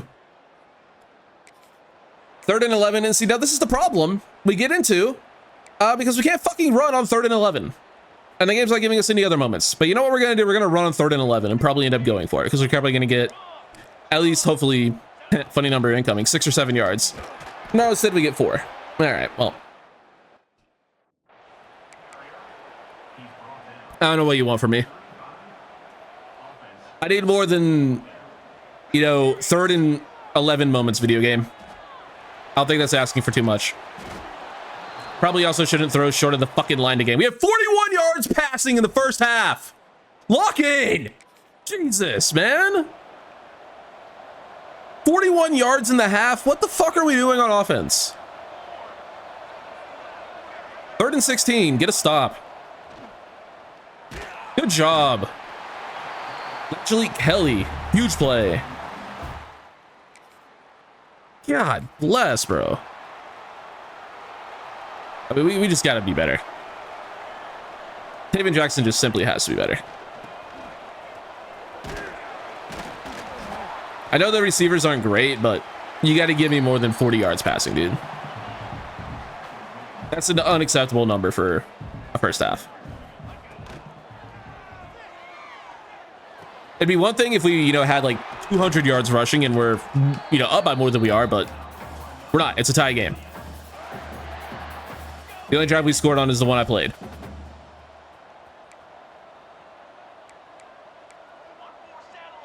I don't really like anything here, so we're just gonna fucking, I don't know, do that. I don't know. I didn't like anything.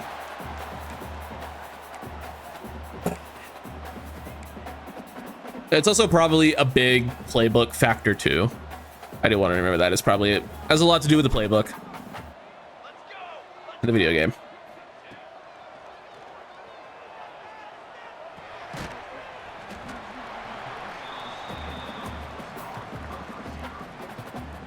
But still, like, you got to give me more than 40 yards of offense. Our receivers aren't great, but they aren't that bad. Like, they can do stuff.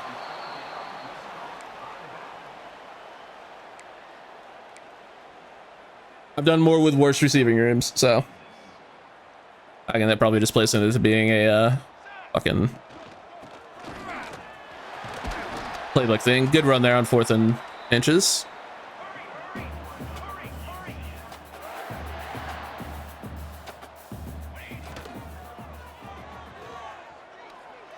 Over the middle there, caught. There we go. Show some fucking heart. Stay in and make a tough catch. Let's fucking go, dude.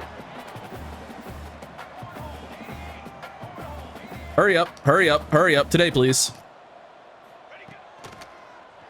Ah, I wanted R1 or RB. I wanted the fucking flat. That's the wrong button.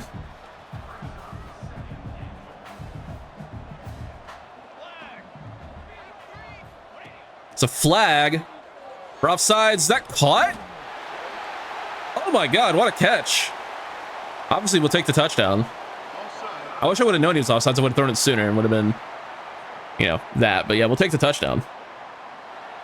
I didn't see who caught it, but great play. Wade and Charles. Hell yeah, dude. It's big. 3rd and 10. Boy, would I love to not be brought in on a 3rd down. I'd rather run the ball here.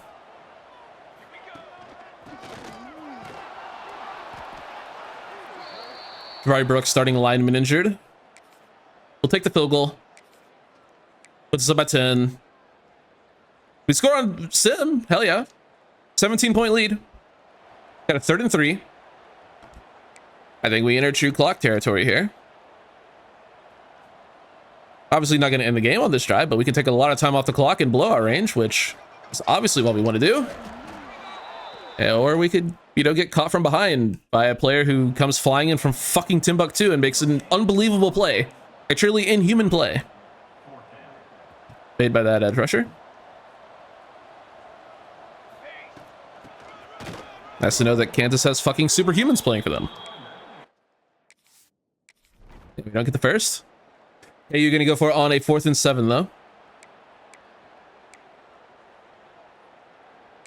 What's man up? Sure. Do I trust that? Not in 5 wide. Probably not a good idea. I don't know what to call. I don't know what to call. It worked. Ooh, Jalen Daniels not in the game. Interesting. Nope, we definitely don't want to be in turbo. Excuse me. Thank you. Maybe let me press what I'm trying to press. That'd be really cool.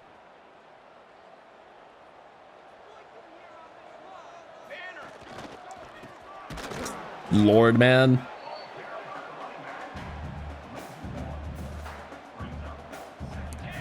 They've just decided to play the best run defense in the country. I guess I know it's the only way we can actually move the ball. Montgomery, good carry. Get a toss to Nixon going. If there weren't 3 5-stars on this visit, I wouldn't be caring too much about, you know, getting this block run down. But we are in blowout range with 3 5-stars on campus, so yeah, we're gonna try to run this one down as much as we can. 3rd and 5. We just can't run the ball right now, unfortunately. Ball came out way too late and it's gonna be picked. What are we doing, man? How is that so inaccurate too? Like, you throw fucking 3 steps behind the guy you're throwing to. Yeah, whatever. We got a pick though. Hell yeah. Ball don't lie.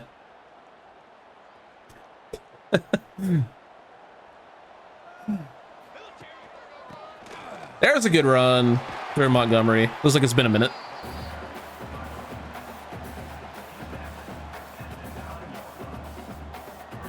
Another instance of us not being able to end the game here, but we can definitely get down to the 2-minute drill. Or a 2-minute timeout, excuse me. Same thing, I guess, but not exactly. Yeah, we're definitely gonna take this down to the 2-minute timeout. Obviously not on the snap, but you know what I mean.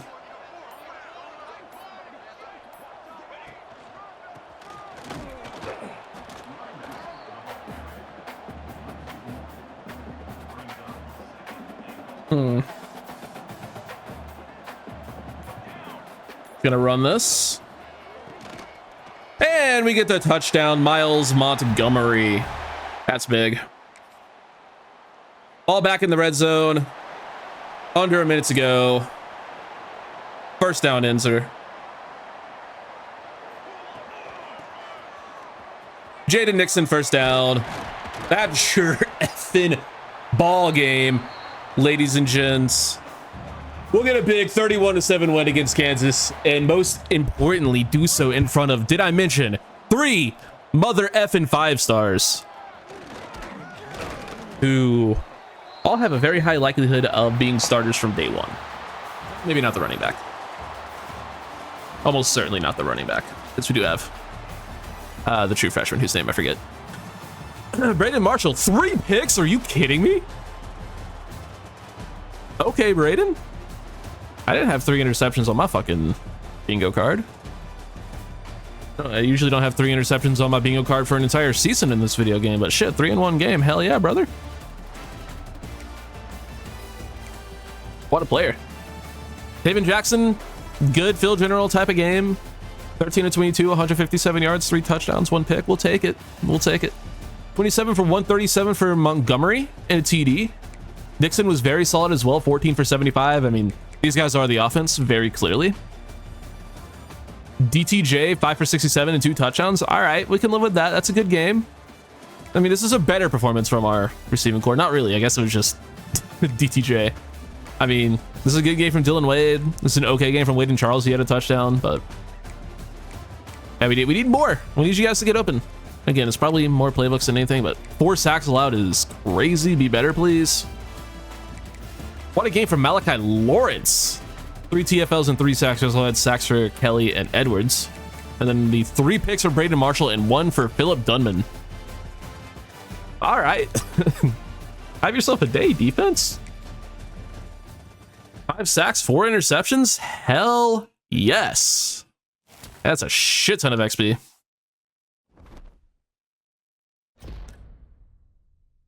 And Brandon Marshall has set the UCF single game interceptions record. Congrats. I can guarantee you that will stand for however long this series ends up being, because we will never get a 4 interception game with one player. It's not going to happen. We don't get any commits after that game, but we do get into top 3s, which I guess is good enough. It's really not, but it's better than nothing. Now, my question is, did we do enough to get back into the playing style for the DT, or for the QB rather? I highly doubt it. I highly doubt it. But we're gonna take a look. No. I think it's give up on Larry Shed time. In fact, we dropped to F playing style for him. Unfortunately, Dante Clements is going to Clemson, because this is not week 8, this is week 7, so we don't have him for the visit. Sermon's visit went great, though. Yeah, pretty good visit.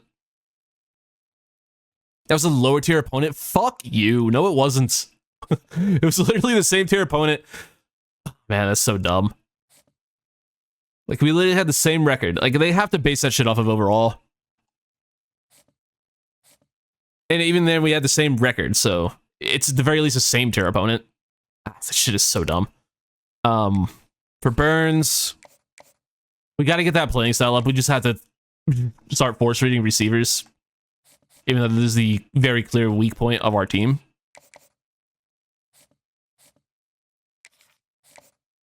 Thankfully, Dom Dupree is a gentleman. It doesn't have fucking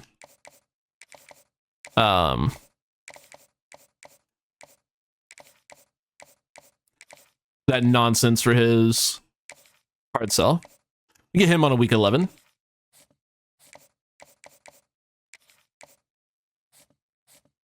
All right, yeah, you're gone as well, unfortunately. Yeah, we'll get this all worked out again. You know the drill. All right, so we got Cincy on the road. This is apparently a rivalry game. If you say so. Why is this a rivalry game? It can't be. Certainly, it can't be a historic rivalry. It's got to be like a new one, right? Just has to be. I think it's a Rain Simulator 26. Anyway, I think our goal for this game is going to be getting as many receptions as possible. And this is a good start. This is a really easy reception. Because we need to get that number up. We also need to get our passing yards per game up. So I think we might just go with a lot of jet touch passes. Because, again, it's pretty easy receptions. Obviously, it's not going to be our whole offense, but the game's going to give them to me. I'm going to take them. Now, is that an efficient offense? Certainly not. Is it even a good offense? No. Not even kind of. But we do need receptions. We get our play style grade up, and that's a good one. That's a touchdown reception. Dwayne Thomas Jr. gets us into the end zone. We got a 3rd and 6 here. We need to make sure we're actually throwing to receivers as well. Again, it's not going to be the whole offense, but especially when Dwayne Thomas is dropping fucking gimme first downs like that. Simply can't have shit like that, bro. Get us the fuck out of man coverage against this bullshit. I should say QB keeper and Brendan Sorsby, the new Texas Tech quarterback in real life, slides for the first. He could have been like a fringe round 1 pick this year if he came out, but it was more likely he was going to go sometime on day 2. And I think he made a really smart choice going to Texas Tech, because 1, they just are paying out the ass load for portal players these days, and 2, yeah, made the playoffs last year. They're going to spend a lot again. They're going to have another good team next year. Hopefully they make a playoff run. The 2077 has a lot, and I mean a lot, of great prospects for the NFL draft. And he could throw his name in the ring, certainly. So, yeah. excited to see how Brendan Sorsby's season turns out next year. I think he's a pretty good player. I think he definitely has future first-round pick written all over him. That's a nice job to keep him from getting the first down there. They're just going to QB sneak, and I don't know how to stop it. They don't QB sneak. And that's a great play, but it's going to be a first down. I think we just run him in again. If they do something else, then so be it, but I don't think they will, and they don't, but we tackle them into the end zone anyway, so there's your tie ball game. And now the game is doing that hilarious thing where we don't get to play offense. I don't trust, well, really any coverage, but definitely didn't trust that. They're going deep. Woo. Can't let that be that close. Finally, a moment. Appreciate it, game. Took you long enough. Now, we do need receptions, but we also need a first down, and I prefer to win the game. So get the ball to Miles Montgomery. We don't get anything that we want there. How unfortunate is that? 4th and 2. Keep the offense on the field. Go to Dylan. What?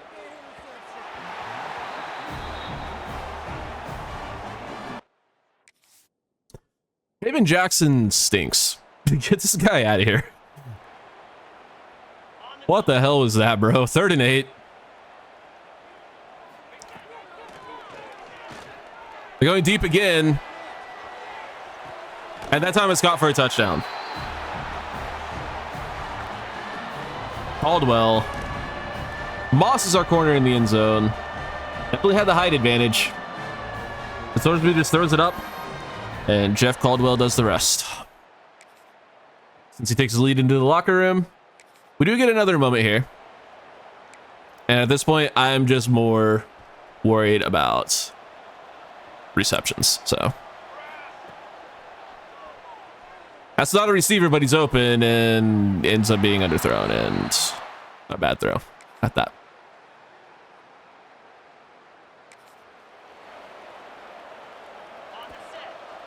Oh, my unwillingness to switch the playbooks in year one is really starting to annoy me, because God bless we can't do anything on offense.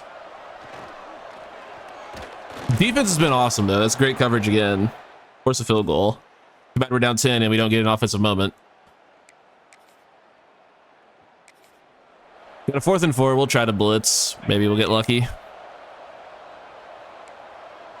We're going to run a different blitz so our pass rushers are actually, you know, rushing the passer. It works. Sincere Edwards up the middle makes the play. Is an edge rusher playing rush DT for us? Hey, look, a moment, but it's 4th and 8. Why would we get a 3rd down moment? That would make sense when we're trailing. Oh, and we drop it. Okay, cool.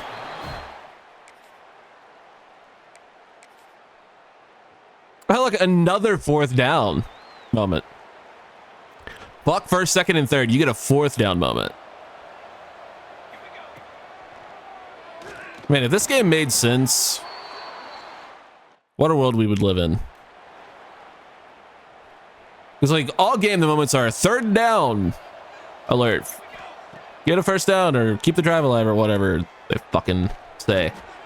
But then you get to trailing in the 4th quarter and it's just, oh, hey, here's 4th down. Figure it out or go fuck yourself. Like, at least they give you the extra down early in the game. But when you actually need the moments more, when they actually matter more, oh my fucking God.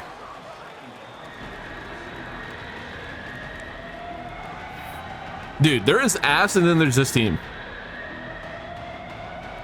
What the fuck? Wade and Charleswood, probably the worst drop I've ever seen.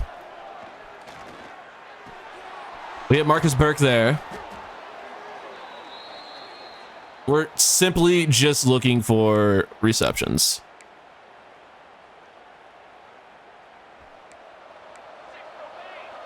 What position does Hughes play? He can't be a receiver. He is a receiver. All right, cool. Why are you wearing number 45? Roll out, throw to Burke again, complete. Again, we are here for receptions. If we're not going to win the game, got to get as many receiver catches as we can. Got a Hughes. No, he won't. He didn't even know the ball was thrown. Oh, man. We'll try him again. It would help if Jackson could throw an accurate ball. That would help out a little bit. If our quarterback could, like, throw a pass accurately.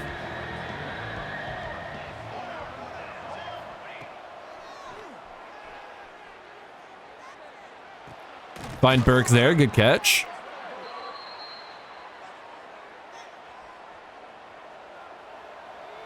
Noticing Dwayne Thomas Jr. has not been on the field. He's probably hurt. Go to Dylan Wade, not a receiver, but an easy catch. This game's not over. Like, we can still win. It's only a 2-possession game, and we might score here. There's a chance. It's a possibility. Super Cats into the game. But we're gonna get a Nehemiah Hughes, and he once again can't find the football. Really making me not ever want to throw to him again. That's wide open, and Wade Charles redeems himself with that touchdown catch. Let's go. Oh, wow, did I skip the moment? That's crazy. We didn't actually get a stop, and it's 4th and 10. We'll have a minute and a half to try to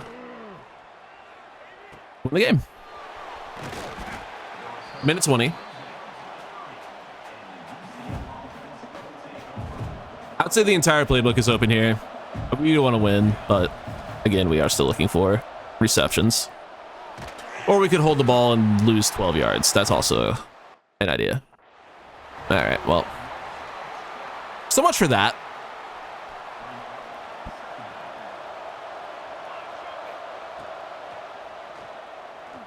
Hughes finds a hole, can't hold on. He's doing a pretty respectable job of getting open. But our team and holding on to the football don't really mix. No one's open. Just press a button, intercepted. Yeah, no, this is an absolute embarrassment to the sport of football. I apologize to everyone who's ever watched a football game, and also this team, and also America, and also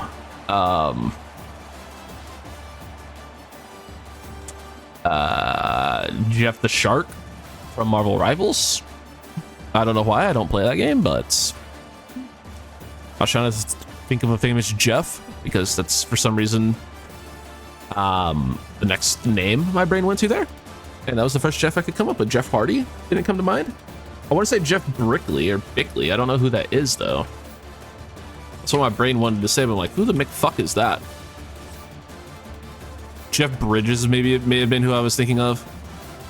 Jeff Buckley, that's a guy. Oh, he did that cover of Hallelujah.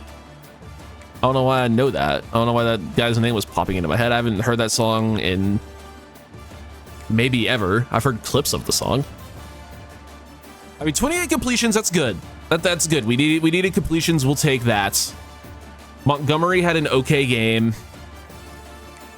Not one of his better ones, but 8 catches for Dwayne Thomas, who was injured. 6 for Marcus Burke. 6 for Wade Charles. 2 for Nehemiah Hughes. And then we had 6 for... So we had 22 catches for receivers in this game. Hopefully that helps out our grade at least a little bit. We at least achieved that. Nigel Kelly continues to be unbelievable. 4 TFLs, 2 sacks, a sack for Sincere Edwards, no picks. Why the fuck did my brain go to Jeff Buckley, of all people? Could have even gone Jeff Winger, man. Community. I did a whole series based on that fucking show on this channel. Well, I didn't do the whole series. I did like half a season and then gave up because that's what I do. Anyway. Amadi Obania has unfortunately locked us out. That's super lame. That's super lame. We'll not be getting a big-time DT in this class, but we do have Juan Burns on campus. We have Dwayne Clements on campus. We got his visit week. That's massive. I really didn't think we would. Amato is on campus, and then we have first place on Emmanuel Worley into his top 3. Smith is into his top 3, but we are number 3.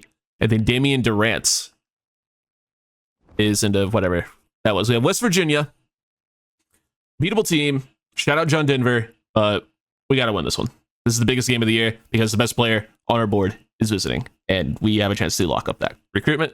Matter of fact, before we end this part of the video, Amani Aquanu looking pretty good. Georgia is making a big push, though. That could be a problem. Worley. The only thing going for us here is that their visit weeks are much later in the season. But we're getting pretty close to week 11. That's rough. Burns. I don't like how Boston College is like annoyingly close here. We're going to need a big visit week for him. Sermons we're looking pretty good on. All right, we win this game and we can still get Clements. That's good. Man, fucking championship contender, bro. Who asked you nerds? Anyway, we have a chance. All right, freaking game of the year, West Virginia. Already talked about it a little bit, but this is week 8. We have Juan Burns, 6'6" physical route runner from Buffalo, New York. This is a must-win game for this player. We also have Dante Clements on campus, who's a really good elusive bruiser. I think we're just kind of SOL right now because of the fucking deal breaker at the moment. We need to win this game. Maybe he'll, hop back into consideration after the fact. And I believe those are the only two. No, we have Parker Amato, a 4-star safety, also visiting. So we should probably try to get him up to 10. Also, we found the highest rated 3-star dual threat QB. It happened to be Mr. James Muma. You can see the A+ playing time, because that is definitely not a broken mechanic to show you the best player in the class or the highest rated quarterback in the class. But hey, what are you gonna do? If it's there, I'm gonna use it. Even if he ends up being bad, he might not play, but he'll be a good, backup, break case of emergency type player. But West Virginia just simply can't be a good team, but they're better than us, so we might be a little bit Dick McFucked here. And if there were ever a week to change the playbooks, it's definitely this one. We're going with Ohio State just for this game because Juan Burns may be the player I've wanted the most in any series ever. It's year 1, and it's a chance to get a generational type prospect. 6'6" receivers are almost always guaranteed to be great. He is a good player based on the stats we see, and he is highly likely to have a good development trait. I'm going all out to try to win this game. And it's not like I'm cheating or cheesing the game in any way other than just changing the fucking playbook, which that's like the first thing most people do in dynasties is get their preferred playbook on. Well, maybe it's not the first thing. It's, you may probably change the sliders and shit first, but you know what I mean. I don't know if I'm justifying that, but you get the idea. I'm just changing the playbook to try to get a fucking 5-star so we can develop one of the greatest receivers of all time. I think that'd be really fucking fun. But unfortunately, no matter the playbook, your team is ass, your team is ass. Now, is running on 2nd and 12 a good idea? No, but when your entire offense is your running backs, maybe it is. We can't even fucking get off a damn block there. Wade and Charles makes a catch, turns upfield. I didn't look at the actual injury report, but I am noticing a distinct lack of Dwayne Thomas Jr. Dislocated ankle. He's probably done for the rest of the regular season. That's unfortunate. I mean, we're obviously making the playoffs at this rate, but bowl game he might be back for. We'll see. I suppose there's still a snowball chance in hell we can make the conference championship game. We've only lost one conference game to this point, I believe. Actually, no, we've lost 2. So, yeah, probably not. Maybe if we went out. We're not going to, though. I mean, there's just no one open. There's just simply no one open. Get a stop. All right, we got to stop. Can we break off a run? What happened to the 10, 12-yard gains we were getting with ease early in the season? You're telling me Big 12 defenses are this good? They're not. I promise you, they're not. Especially West Virginia's.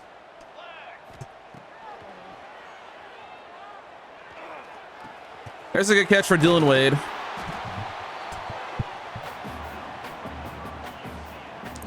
It would also be really nice if any of our handoffs weren't fucking options.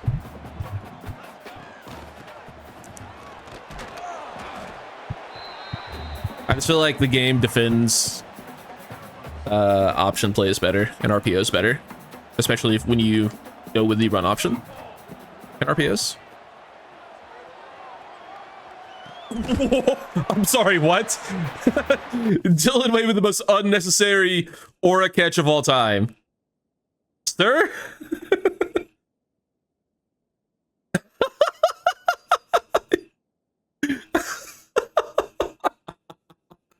That's hilarious. So damn funny. All right, well, now we got to win this game. 33 QB run, why not? Actually, don't mind this play. Taven Jackson can move a little bit. And they're going to give it to him. Good call, ref. Or line judge, whatever. Whoever makes the call, makes the spot. It's a good decision. There's a good run. Jaden Nixon gets into the second level and a first down. Or probably like 13 of his 12 yards.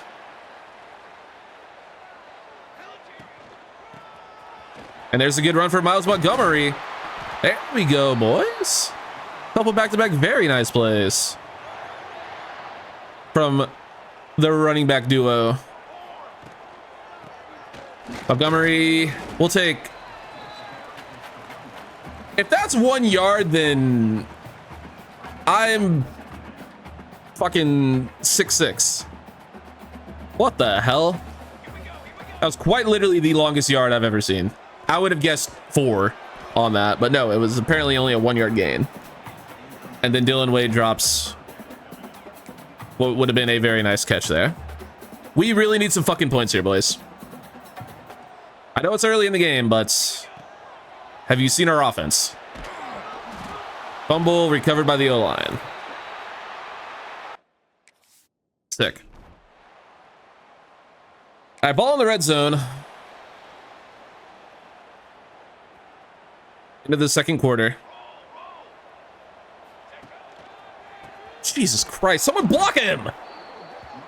5-yard loss because no one wants to fucking block. This team is an actual... I don't know. It's an absolute disappointment. I wanted to say something very different. But I didn't.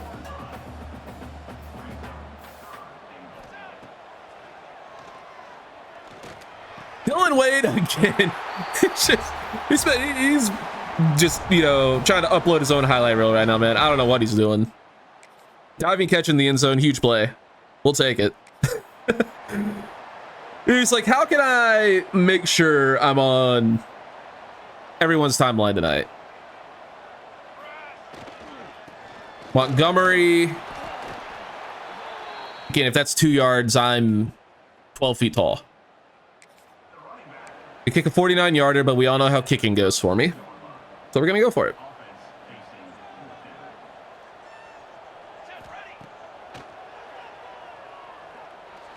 Dylan Wade again.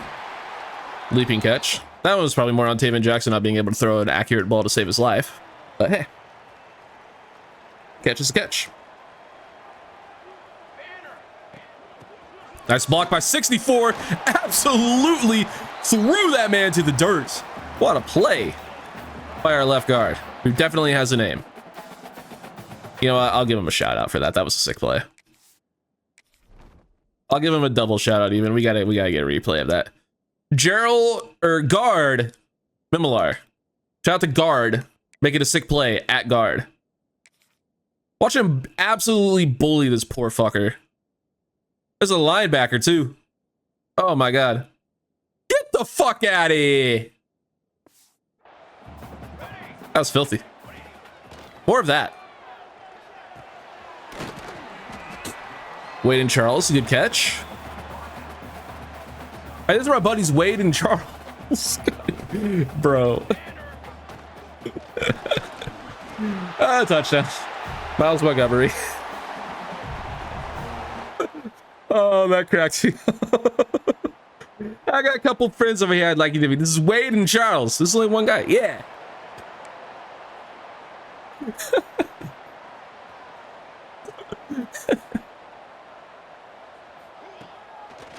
That's one of the funniest things I've ever said. Shout out to that guy for faking an injury. Appreciate you, bud. I'll use my timeouts when they're gonna get hurt and use them for me.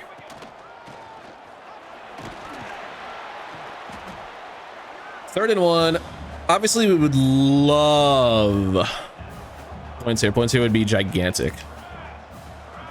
I really want to do something so stupid. Hold on. Hold on. They aren't covering Wade and Charles here. They just aren't covering it. Wade and Charles completely uncovered. I mean, it's a 2v1. It's a 2v0, I guess. 21 to 3. Like the video. It's like Jekyll and Hyde, but instead it's Wade and Charles. Oh man, it's such a fucking dumb YouTube video. I'm such a dumb human being. But you know what? That's why you love me. But you probably don't. You probably can't stand me.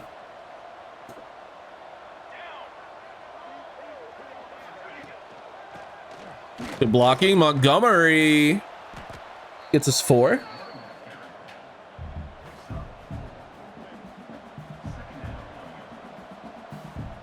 Looking at Montgomery or Wade here. What if we had Wade and Wade? What a catch by Miles Montgomery, by the way. I'm just kind of dumbfounded that he actually caught that. What a fucking legend.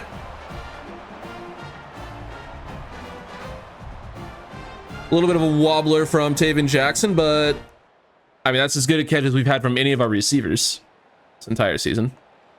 Maybe not our tight end, because it's still in Wade. Oh, you saw his catches earlier. I don't know if you saw the thumbnail of this video. Bro likes going for the highlight always. No! It's 2 injuries on the same play. That's crazy. Okay, well, that actually does suck because, well, we're already down one of our other better receivers, and he is, well, one of our other better receivers. And we just discovered the name jokes too. Can't lose him now. Dylan Wade with another just fucking highlight reel type play, breaking every tackle he possibly fucking can. Falling forward for a couple yards. Gives us a 3rd and 1. We're gonna get to Jaden Nixon. And unfortunately, our center got a little bit bullied there, but Nixon able to stay on his feet and get the first down to the 1-yard line. And now we're gonna try to punch it in with Montgomery. Apparently, Taven Jackson's knee hurts. Well, good thing you don't need your knee to hand the ball off, buddy. Touchdown, Miles Montgomery. Once again, 35 to 3. You know, this didn't really feel like this was going to be this kind of a game at the start.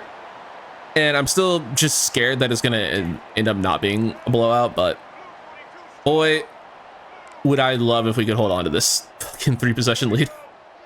That'd be so cool. We just get this blowout win and be happy. There's a nice play by the D-line. Let's go. Of course, the incompletion. Another 4th down attempt. It's going to be 4th and inches. In all likelihood, a QB sneak that I don't know how to stop. We're going to try. It's not a QB sneak. It is a handoff, and that guy just got fucking planted in the dirt. Crazy stiff arm from the Mountaineer running back. But you know what? I'm not worried about it. Ball thrown right to me, and I just can't react to it. Great. How fun is that? Just not being able to react to a ball that is literally thrown right at me. What a fun game this is. So now they kick it on 4th and 4. What's the point of going for it every other time if you're just going to kick it now? 35-6. All right. I am not letting the CPU only take 30 seconds off the clock. Not that it really matters because we are up by 1 billion and I doubt they call timeouts, but even still, I'm not letting the CPU do it. I've seen this a million times. I go to play the moments and we're in a 3rd and 6 and the clock stopped. I'm not doing it. I'm not doing it. Nixon, that's jump cut.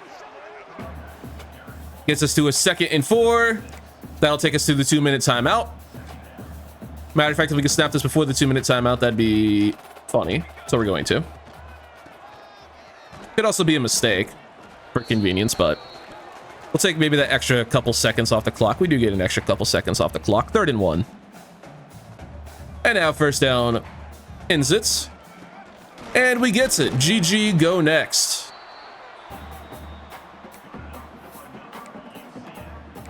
Formation.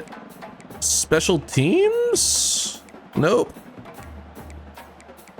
Player. Concepts.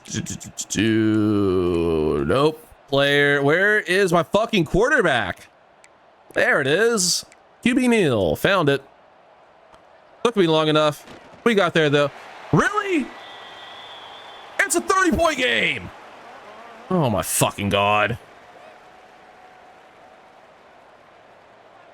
Because they have timeouts, the clock won't run. But they're down by 30. Video game.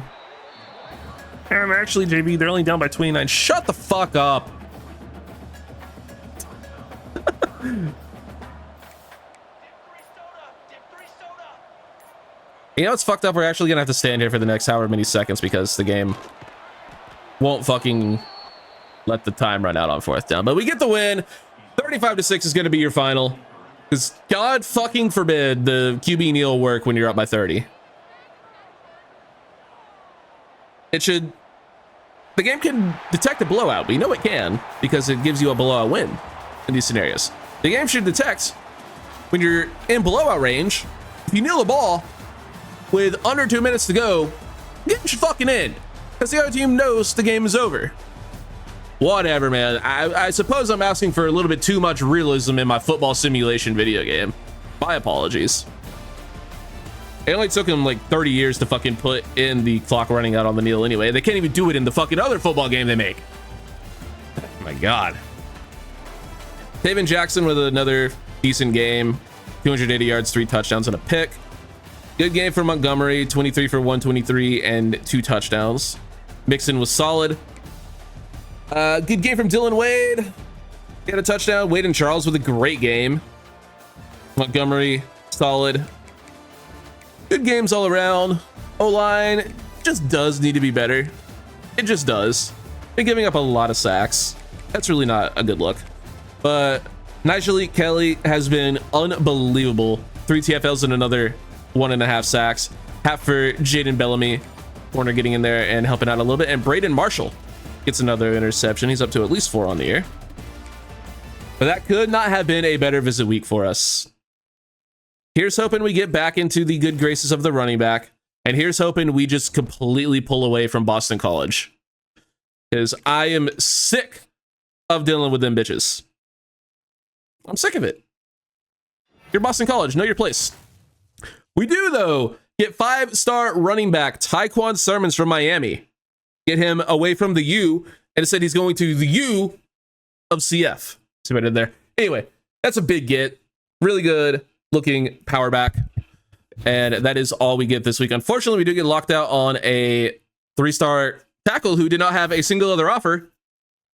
That's cool. I guess one offer just locks us out when we were the only other school to give you a scholarship. Makes a whole lot of sense. Same thing with this guy. And then Dante Clements, unfortunately, does choose Clemson. It'd be like that. But we do get to the top 3 on Juan Burns. And we have Marcus Smith visiting here on the bye. Miles Montgomery is your Big 12 Offensive Player of the Week. Congrats. And we have unlocked Tactician as well as Recruiter.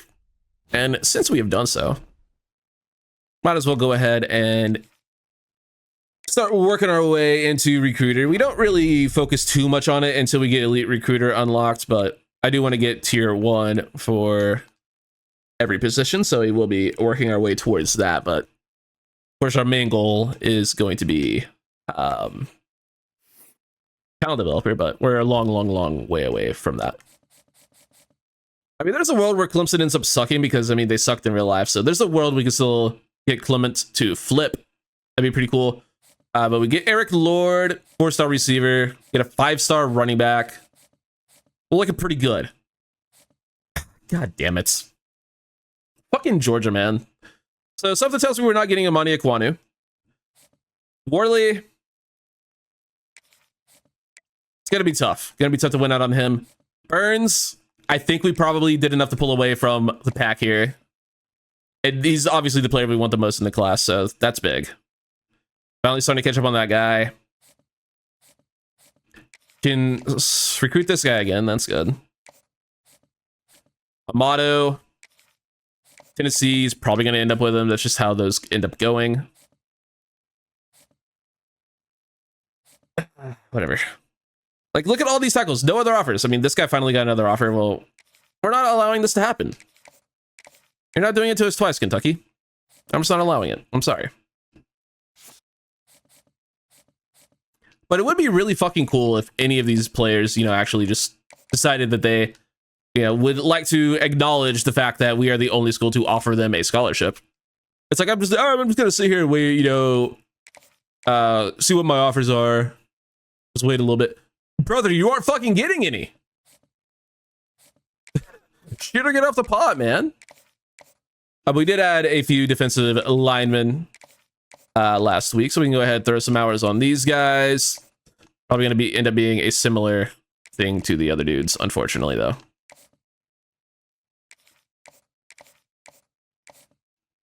We did also find a 4-star linebacker who had interest in us. And looks like we were actually able to hop back in the race a little bit here. Hell yeah. I would like to get more hours on Jay DeBeer. So we should probably find a way to do that.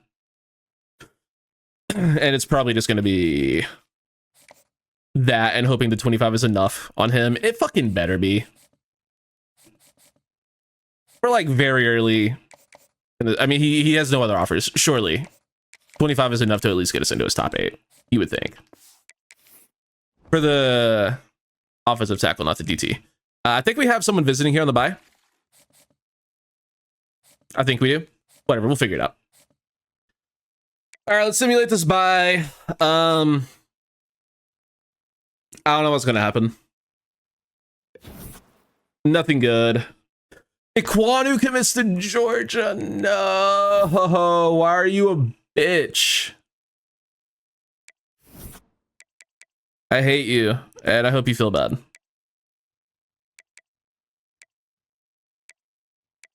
These tackles are being annoying. Getting top 5 on that guy. Motto's into his top 3. Dom Dupree, we get passed on. We got a ranked Baylor team in week 10. Ekwonu is gone, unfortunately. Worley. It's just not going to go well, is it? Burns, I think we're good. Somehow. Dupree, we get passed on. We do have him on a visit next week, though. Should still be good. Slade Hearns. Don't even know if he's good, by the way. No clue.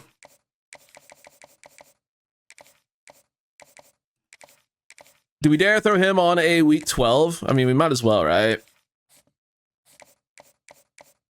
I love how we're just going after so many fucking receivers. I wonder how many I'm going to add in the portal. I'm putting 50 on this guy just because I'm annoyed.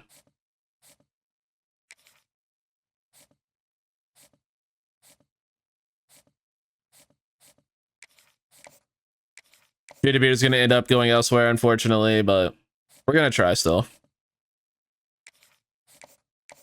Yeah, we'll see what happens. Class is looking okay. Baylor is a respectable 84 overall. Now, do we care about respect? No. So let's win. They do have a pretty cool mascot and one of the coolest stadiums in the country, though. This was almost the team I did for this series, but UCF was worse and sounded like more fun. Mostly just because of the stadium.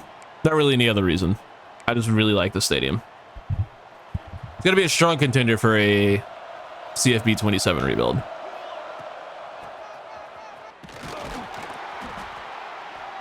But not getting stepped on by a goth girl and off the internet by then, which I can only hope.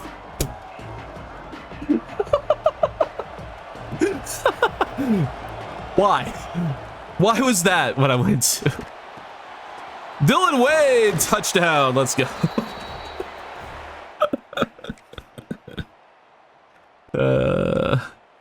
I mean, I don't take it back for what it's worth. I'm standing on business with that.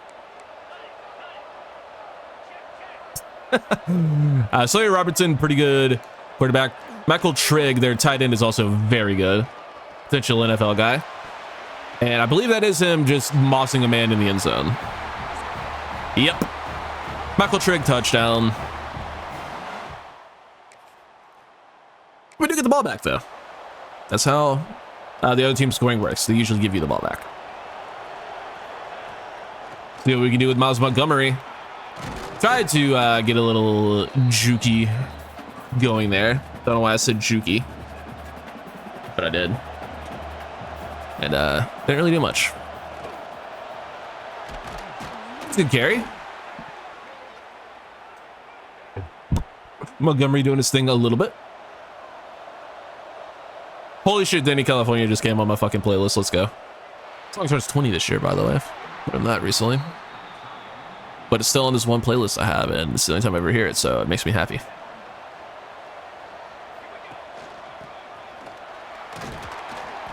Huge 2-yard gain on 2nd and 10. And this is why you don't run on 2nd and long, chat. Oh my god, I haven't said chat in so long. I do miss streaming. I don't miss playing my main channel game, even a little bit. I mean, I still play the game, but I just don't really make content because, one, I just don't want to, and B, the game is unbearably dog shit right now. Shout out any Pokemon Unite aficionados in the comments.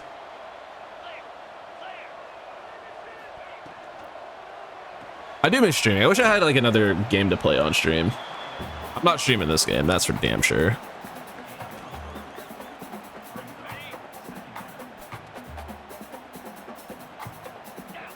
I don't really play too many other games. The only other game I played recently that, I mean, I play like MLB The Show, Road to the Show, just, you know, career mode while I'm just like watching TV or whatever. Like that a little bit. The only other game I play that's like even remotely stream worthy is Hades 2, which the game is fun as fuck, but I'm so dog shit at it that I would get laughed off the internet. And you know that normally that's not bad for a video game, but I literally cannot play the game without the crutch the game gives you of you taking less damage. So yeah, there's a god mode that lets you take less damage, and I literally can't get through the first zone without having it on. So yeah, the game is fun though. I really like it. That's why I do kind of miss Pokemon Unite, because I was legitimately good at that game. But the game is so bad, the developers have ruined it. And thus, I'm stuck playing college football, which I do love this game. But it's also just like so formulaic to a point that it's just like, well, all right, cool. I did all the things to get a broken team. Now it's just don't lose to the computer. But we're in the fun part of it right now. And we also have gotten a potential generational class in year one, which makes it even more fun. What I'm trying to say is I need a new game to play. And I will admit this is one of the most disgusting things I will ever admit on the internet. I got very close to playing League of Legends, like scarily close. I was like, you know, researching roles and stuff. It was during the fucking World Championships, and I'm just like, this shit's so fucking cool. Yeah, because like my game, Pokemon Unite's esports scene is a fucking, it's almost as much of a joke as the game itself. The game is an absolute joke, and the esports scene is a bigger joke. It's wild how much of a joke that game is, but I was like, wow, this is what a real esport looks like. Let me play this. And then I never actually played it because I just never got around to it. I know I have no desire to anymore because, well, I wasn't living off the hype of the championships. Got a faker. Anyway, Dylan Wade first down.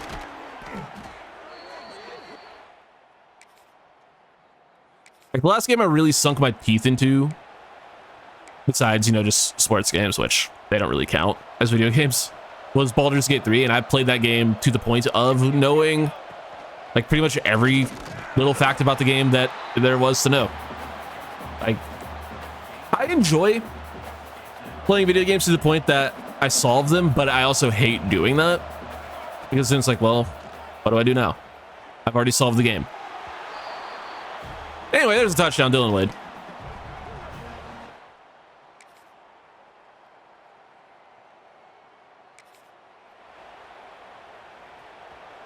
The Baldur's Gate 3 is a great game. Very excited for Larian's new game, Divinity. Gonna be cool whenever that shit comes out. 46-yarder on the road. I can't wait to miss. Oh, it's right down the middle. Surely we can't miss this. Surely we can't miss this. Holy shit, we didn't miss. I thought we left it short. I genuinely thought it was going to be short. We're up 24-10 though. Because we've just kind of been yapping our way through this one. Did we get to the QB? No. Baylor gets a first down there. We're only in the third quarter. It feels like this game's been going on for fucking ever. Because we're almost 8 minutes into the recording, and usually games are over around the 10 to 11 minute mark. Not in this video. They've been going longer this video. That's because I've been yapping a lot. Oh, we scored again. 31-10. Hell yeah. Usually, I guess, you know, being 8 minutes into the recording and being in the third quarter checks out. It just feels like it's been longer for some reason. Go ball, caught. Man, it'd be really cool if we could defend those. It'd be really fucking cool if we stopped getting beat on go balls. That'd be sick. All right. 31-17.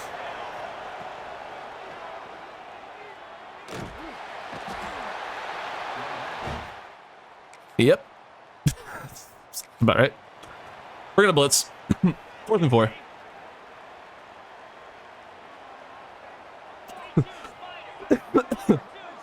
Oh god. Good coverage. Please break that up. Let's go. Hell of a play. I don't know why they went for it there. That's just a lot of time left. 4.5 minutes to go, and they went for it on the 7-yard line. That's a decision of all time.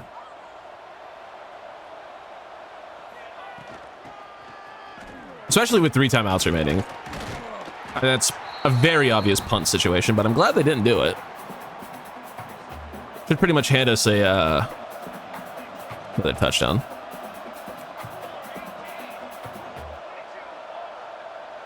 Probably just gonna throw the out here. Yeah. Wade and Charles touchdown. Should be good, right? Another 4th down try. It's gonna be 4th and 5 this time.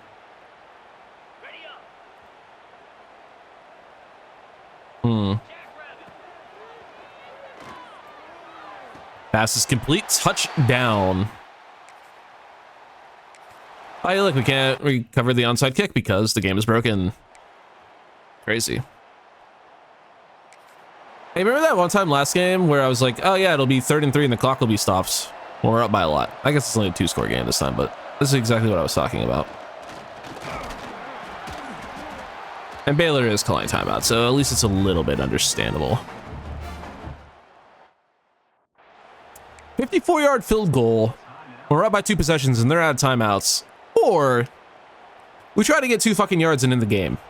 I think we try to get 2 yards in the game. Especially if they're going to leave the middle of the line wide open. They have no one lined up over the center. It's an easy 2 yards. GG. Take a big time road win against the ranked opponent. Improved to 5-3 on the year. It's a good win. That's a damn good win, boys. Impressive. Crazy what changing the fucking playbook can do. Crazy. It makes your team not play like dog shits. Taven Jackson, solid game. Nothing to really write home about, but good enough to get the job done. Which is all we can really... What the fuck was that? Like, did a full 360 in the pocket without moving. It's wild.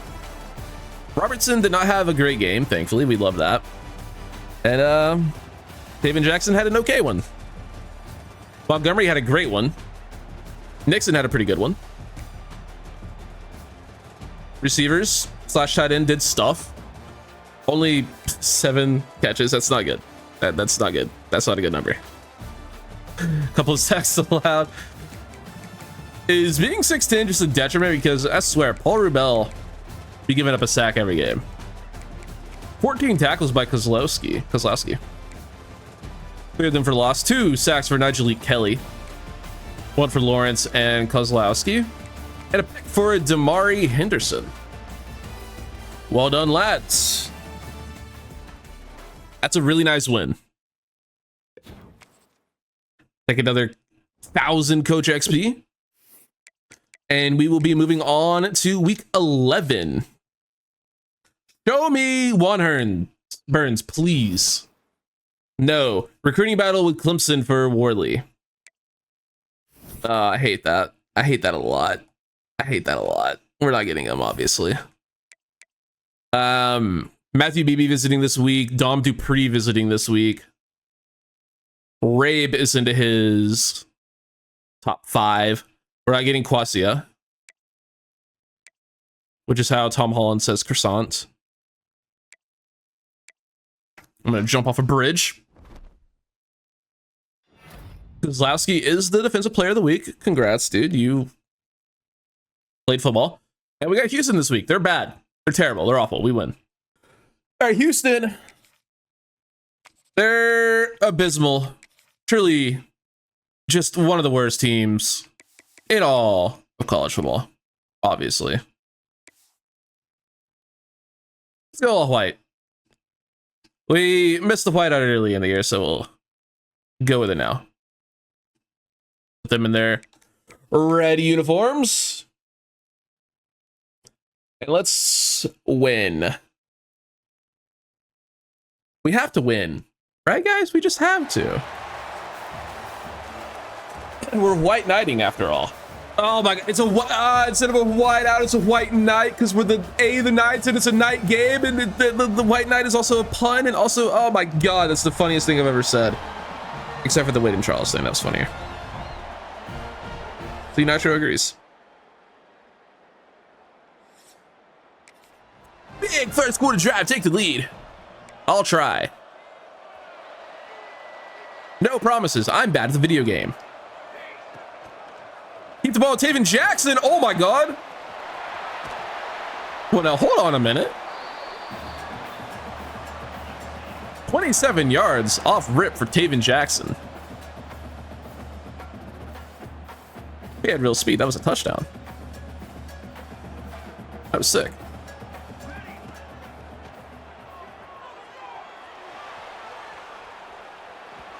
Yeah. That's more what we're used to. Oh gosh. Get to Marcus Burke. We get a few. I mean 9. Connor Wegman's still in college? Holy shit. But I knew that. I knew he was on the same. Not that I see it, I knew that. I couldn't have told you who their quarterback was before the game, but yeah, I knew Connor Wegman was there.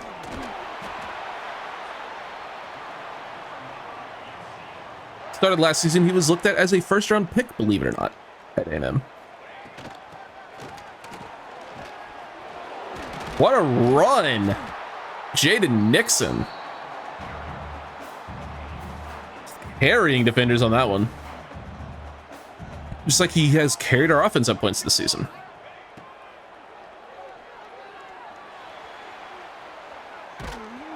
What a decision. What a great play. I think maybe next time we should hold the ball longer before making a choice. Good block by 52. Brings Montgomery for a big rush ahead for another Knights first down.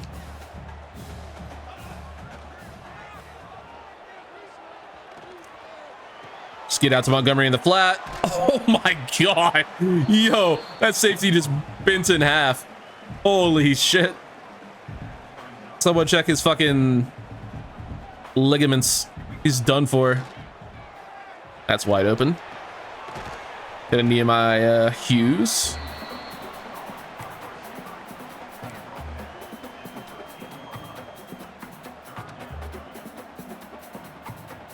Surely Wade and Charles will throw a good block. 2 guys. Double team. First down. It worked.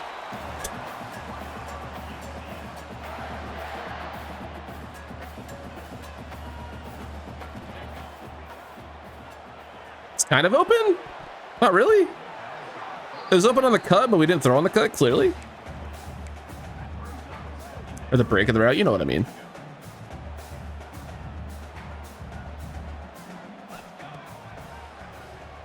Well, at the drag, and it's going to be a Burke touchdown. Is it Marcus Burke? I keep thinking it is, and then I'm like, no, that's not it. It is. All right, Marcus Burke touchdown. 7-0. Would love another blowout here. Always will take a blowout.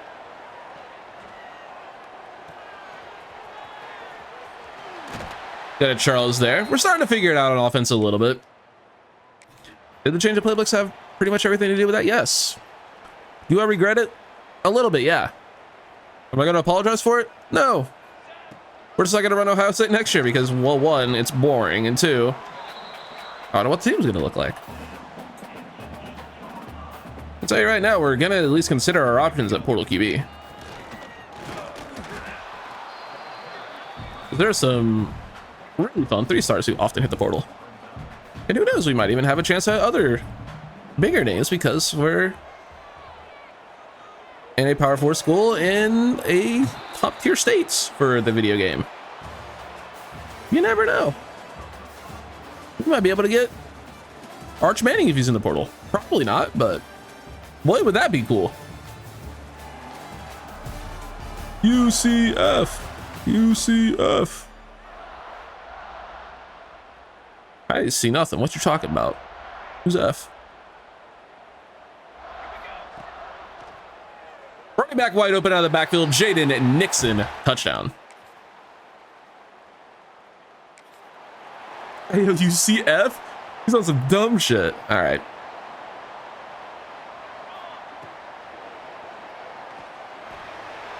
Oh, you gotta stick your fucking hands out, Hughes. What the fuck? I don't think it was that bad of a pass. 53-yarder. You know, if you want to try it, be my guest, CPU. Holy shit, he made it. Guarantee you we wouldn't have. 2-minute drill. I guess we're running. I did not mean to choose that, but I'm here for it. Get off me, said Jaden Nixon. They're pressing Burke. We'll try it.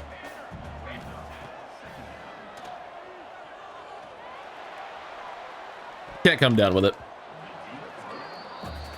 Why would he? Had to step, stack the corner at least a little bit, but not allowed to have nice things. We'll go to Montgomery out of the backfield. Kind of an awkward catch, but he made it. Just 100 yards passing in the half, but still better than 41 from earlier in the year. Some might even say it's double. And then some.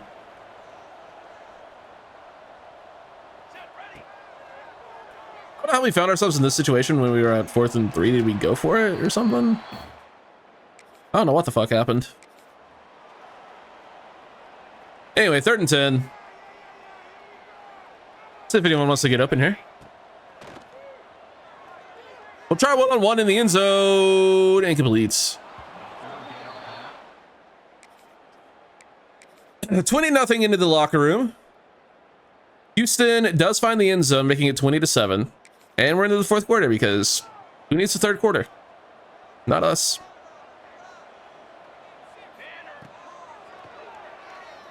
Good route, broken tackle. I mean, it's kind of hard to tackle 2 guys. Wade and Charles first down.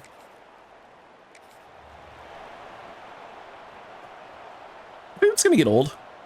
I don't. I think it's funny. What a route. What a broken play. Touchdown, Dylan Wade. Ooh, defense. That's new and fun. 4th and 2 for the Cougs. We're gonna blitz a little bit because it's fun. And they're gonna get the easy first down on the ground. Okay. 4th and 9. Boy, I would love a stop here to stay in blowout range. That'd be great. Man, it'd be really cool if we could get this stop. It's great coverage. Okay. Fuck this game.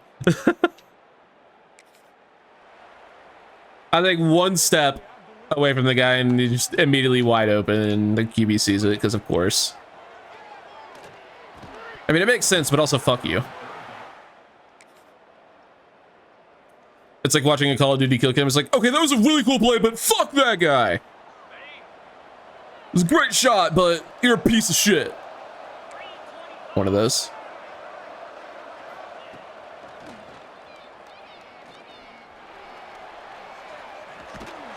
Nice, huge play. I don't know why I called a timeout. That was pointless.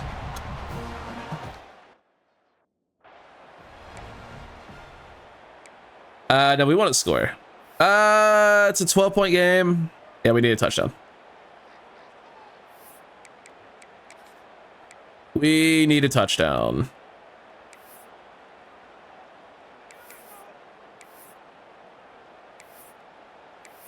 Let's go with this. We need the blow win. Got it.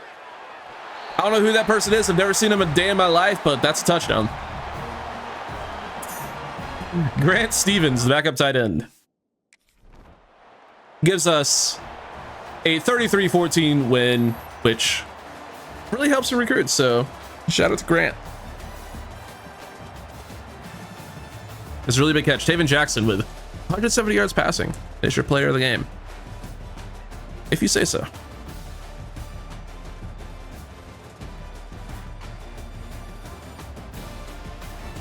That's my buddy Dave.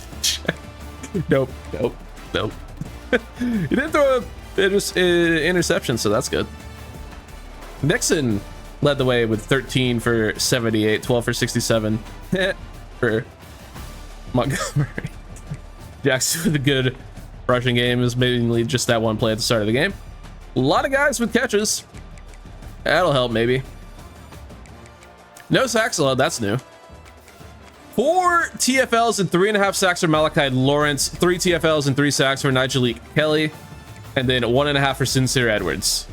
I mean, RD line getting after it, and a pick for Jaden Williams.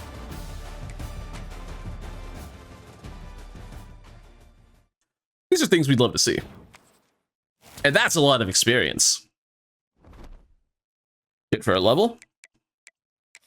Please show me Juan Burns. I'm closing my eyes.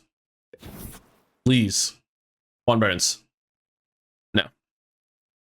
Oh man, I saw at the bottom I was gonna freak out. It's Worley though, which still sucks. We would have liked the game. We're ranked. Holy shit. That's wild. Recruiting battle with Tennessee for Amato.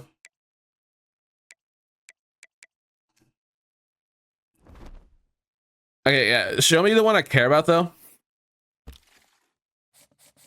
He's right there, dude. He's right there. He's right fucking there. Come on, man. Worley is gone. We're leaving Clements on because I don't know if Clemson's good or not. They probably are. Dom Dupree's a recruiting battle, which we're not going to win because he's visiting Miami this week. Oh, dude.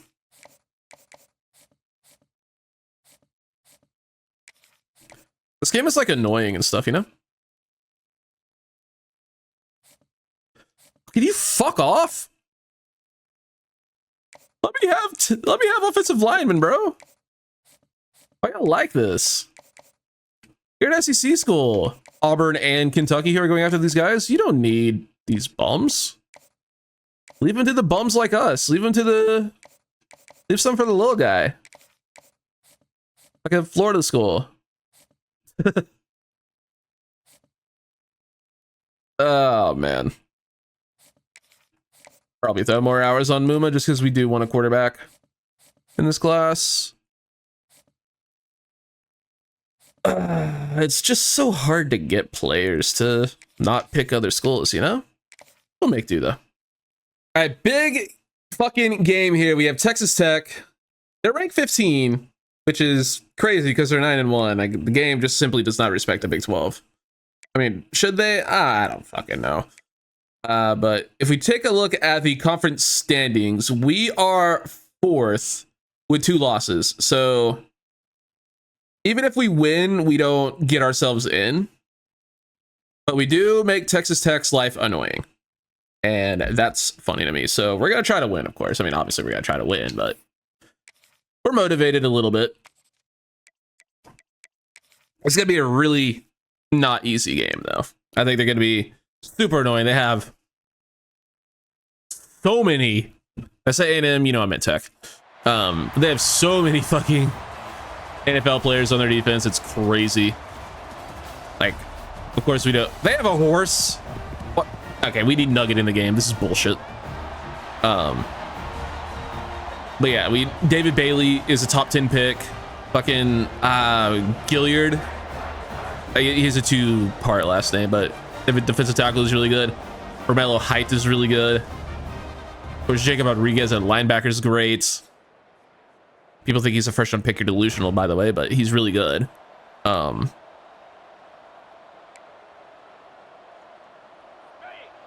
it's a really fucking good team. So, yeah, we're gonna have to figure this one out. They get the first down there.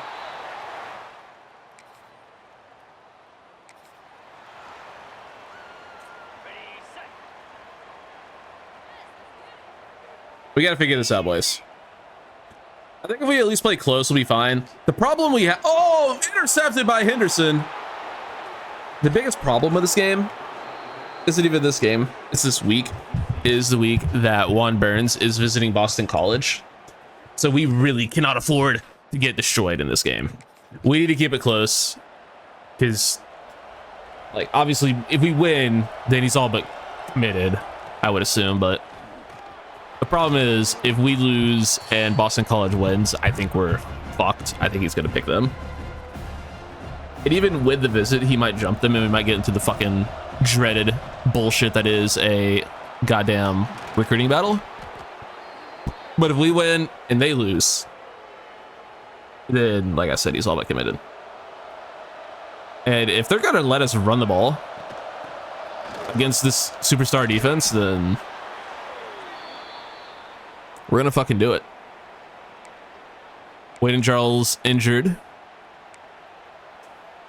Crazy danger, one guy, and we lose 2 spots. It's just unfortunate. Anyway, 3-yard gain there. I think we just continue to pound the rock. Make them stop it.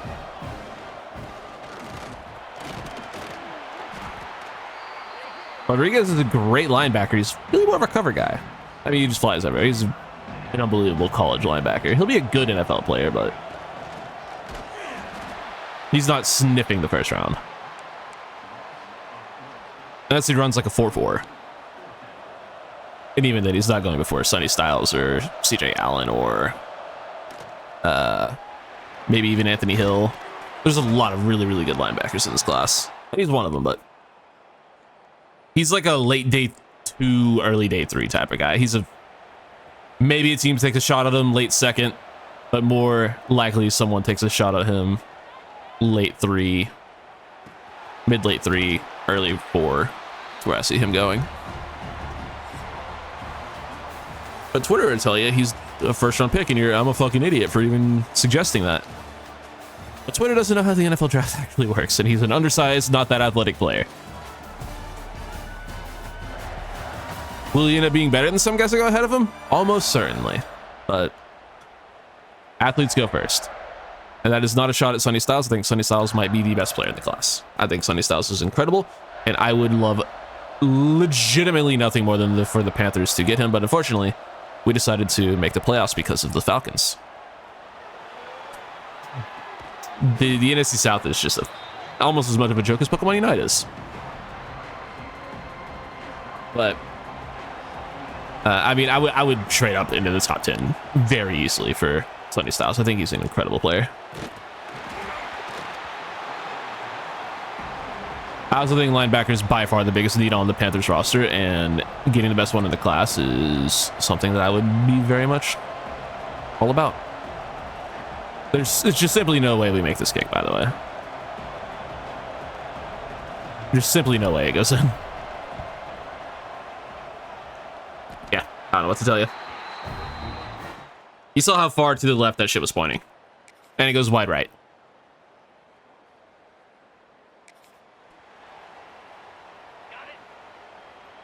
Third and 14. Back up.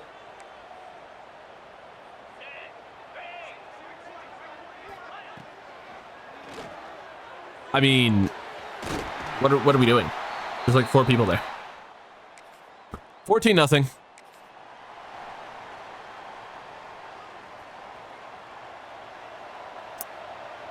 Man, we can't afford to get blown out here.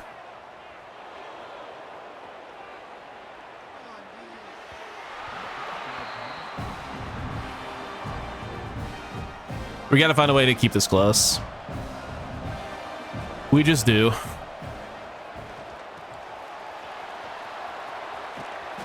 We need one. I need Juan Burns on this team. I need Juan Burns on this team, dude.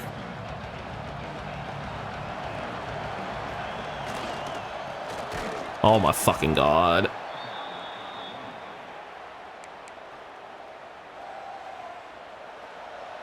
Is this delusional and borderline brain dead? Yes. Are we doing it anyway? Uh-oh. You tell me. It's open. How's that? Okay, I know. Sure. Let the CPU kick it. Nope. 24-0. Well, this is the opposite of what we wanted. I guess we're just gonna have to pray for a fucking... What is that? I have to pray for a fucking... What's it called? Recruiting battle. Let the CPU kick it, I guess. I don't know. They make it at least. We gotta at least try to keep it close. We gotta try to keep it close. 39. I need someone to get open here. It's gonna be Taven Jackson. 4th and 1.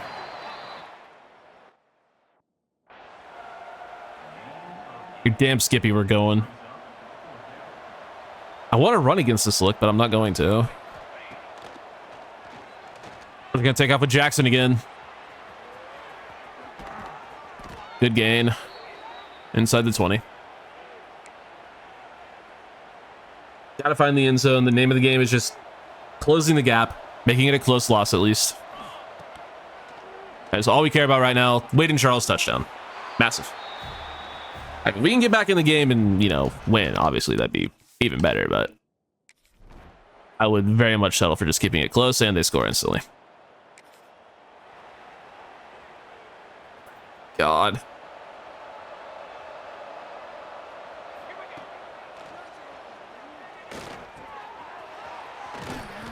Good gain.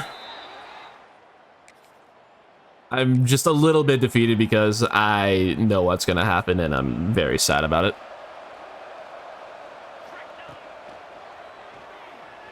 What a route. Wade and Charles again. Sprung open and gets a big touchdown there.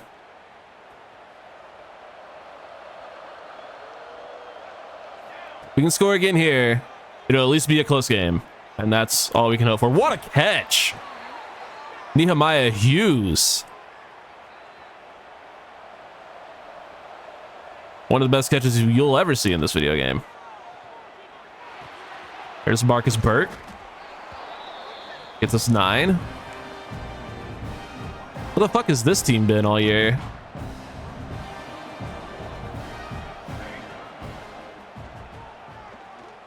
Have a step there with Grant Stevens. We do! Grant Stevens touchdown. What the fuck? Where the hell did this shit come from? I'm gonna be a bitch and just let the CPU deal with that. We get the ball back.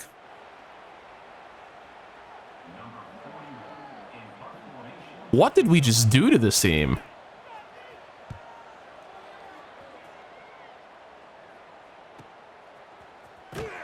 We have a chance, boys.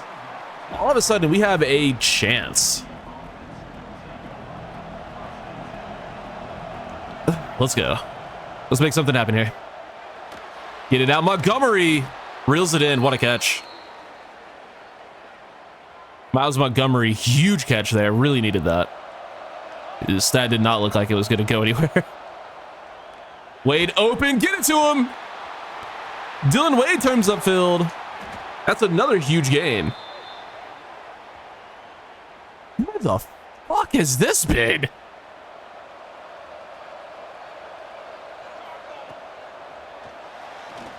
Get to Montgomery. He has a huge head of steam ahead of him. Gets a first down. We'll take it. No need to be greedy here.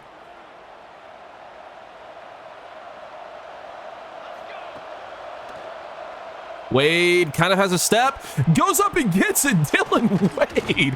What is going on? Jabari Brooks gets us an injury timeout. Calculated clock stoppage. We'll run the ball with Montgomery. They shut it down. David Bailey in there making the play. He's an awesome player. Big fan of David Bailey. Wade open. Dylan Wade touchdown. I mean, what a fucking comeback, boys. I'm not letting the CPU fuck me on the 2-point conversion this time, by the way. I mean, these are some great 2-point conversion plays. My gut is telling me slant spacing.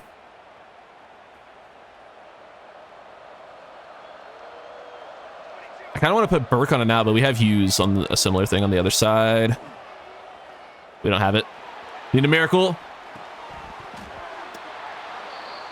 Didn't have it. Tech will escape. But boy, did we make them sweat. It's a very, very close loss. Hopefully that does enough to convince Juan Burns to not commit to Boston College. Brother, it is Boston fucking College. I promise you, you'd be a lot happier in Orlando rather than fucking Boston, dude. No one wants to go to Boston. Not even people from Boston want to go to Boston. The Celtics fans are the worst fans in sports. I can't imagine the Boston College fans are much better. Come have a party in the bounce house, bro. Morton had an okay game, couple turnovers. I mean, career game for Taven Jackson in terms of passing yards. Almost 400, 4 touchdowns, no picks. They didn't really run the ball a lot, but I mean, our passing game worked for once. It was cooking, so we went with it, and it did well for us. So shout out to that. Naturally, Kelly might be the best edge rusher I've ever had. 3 sacks, 1 for Walker and Lawrence, who got hurt. Unfortunately, we have half for Marshall and Bellamy. Picks for Jakari Henderson and Cole Kozlowski. Man, I'm scared. All right, we've done all we can do.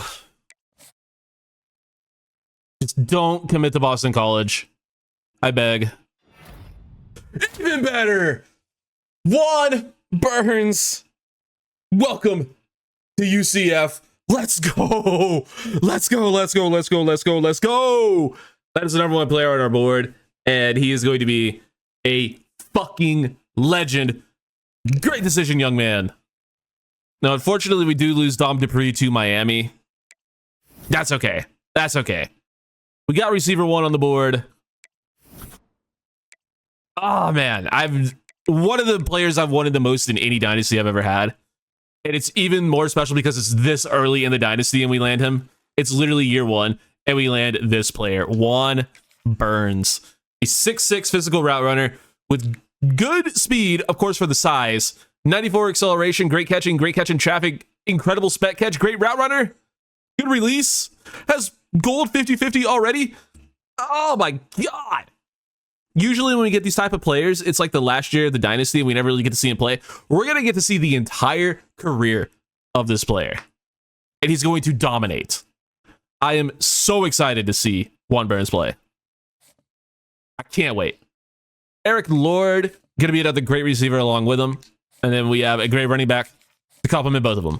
Tyquan Sermons. Just a sick fucking recruiting class. Let's go. What a year 1. Unbelievable. All right, we are here in week 13, and we have the Oklahoma State Cowboys on the docket for this one. They are, not the best. They had a pretty, I think it's fair to say, awful year in real life. So I think they're beatable. Shout out to Mike Gundy. Yeah, Mike Gundy. I'm like, that's the right name, right? Yeah, it is. It is the right name. So, it's kind of crazy that he's no longer the coach. He was there forever, 20 years. And yeah, he's no longer their coach in real life, but he is here in the video game, and we're gonna need to beat him if we want to continue our winning ways. I haven't recorded this in roughly 24 hours, so I don't remember what we were doing. Could we have visitors on campus? It's a high likelihood. I'm pretty sure we do. I think we have at least the receiver. I don't know about anyone else, but I think it's probably pretty safe to assume we have at least some players visiting, so it's a nifty. Good route from Dylan Wade. Actually, no, that was going to be Wade and Charles, I believe. Someone.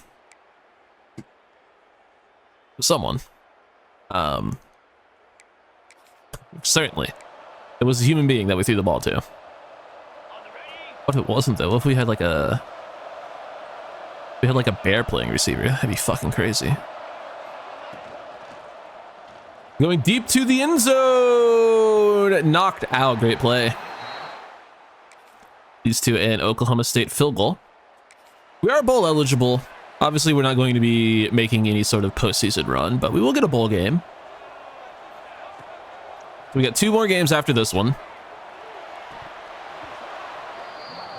It'd be nice if we could complete a pass. or really even get moments, because we're not really doing either right now. I love a 3rd and 10 with no pass rush on the field. I guess it means we have good coverage, you would think, but now we have like 17 linebackers. I guess we do have good pass coverage. Never mind. Jaden Bellamy. The corner comes flying in and making a play. We love that. All right. We'll take over on offense. It's going to be a 1st and 10. It's going to be a good run for Miles Montgomery out to around midfield.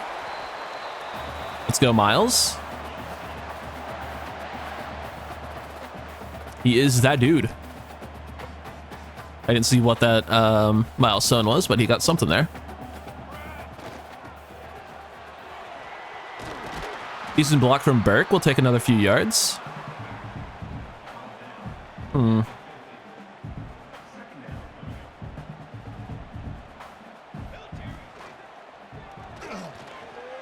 We should have just gone to the check down, but that was open.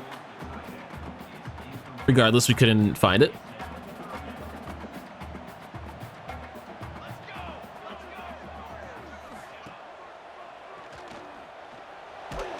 Can't get the ball out to Dylan Wade there either.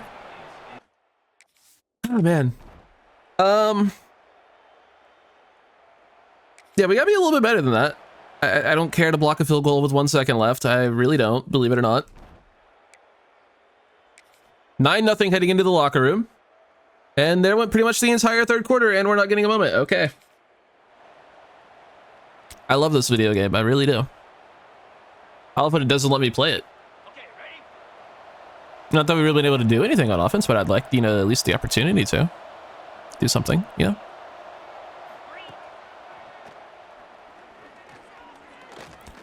Good coverage, but it's going to be lobbed in for a 1st.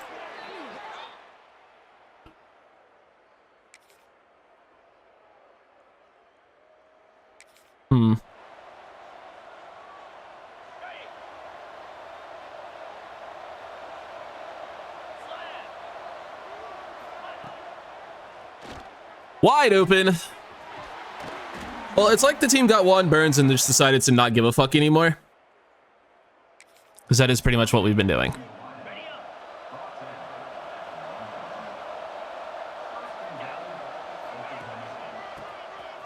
Broken tackle. We do stop the touchdown.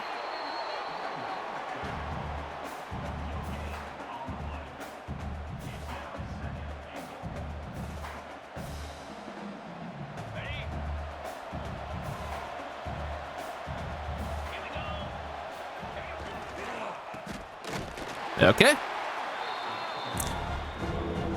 This is annoying.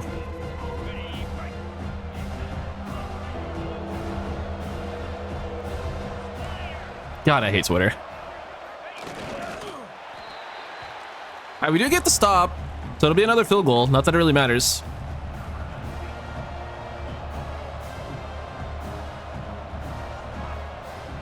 Pick us up and good.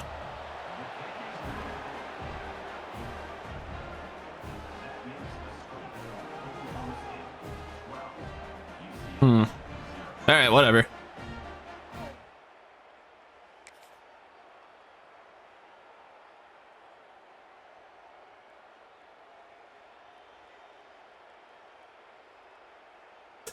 Oh, man. Sorry, I'm reading a whole lot of idiots on this fucking app. We're good. Another defensive moment, mind you. I don't know why I was playing a corner there. I can count the amount of times I've meant to play corner or user a corner on one hand, and it's a 0. So I guess we're usering corners now.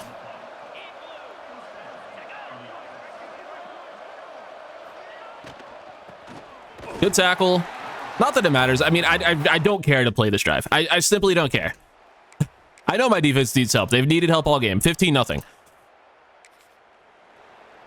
Oklahoma State can't find the fucking end zone, but they found 5 field goals, which is, well, 5 more than we have.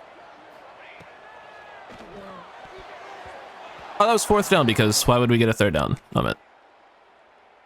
22-0, game is over. We just got embarrassed by Oklahoma State. We're not even going to bother. 29-0. What an absolute embarrassment. This team is a joke and needs to be folded. Fire Coach Ackerson, fire everybody involved in this absolute travesty. What are you doing? 5 of 24 for 44 yards. 6 for 30.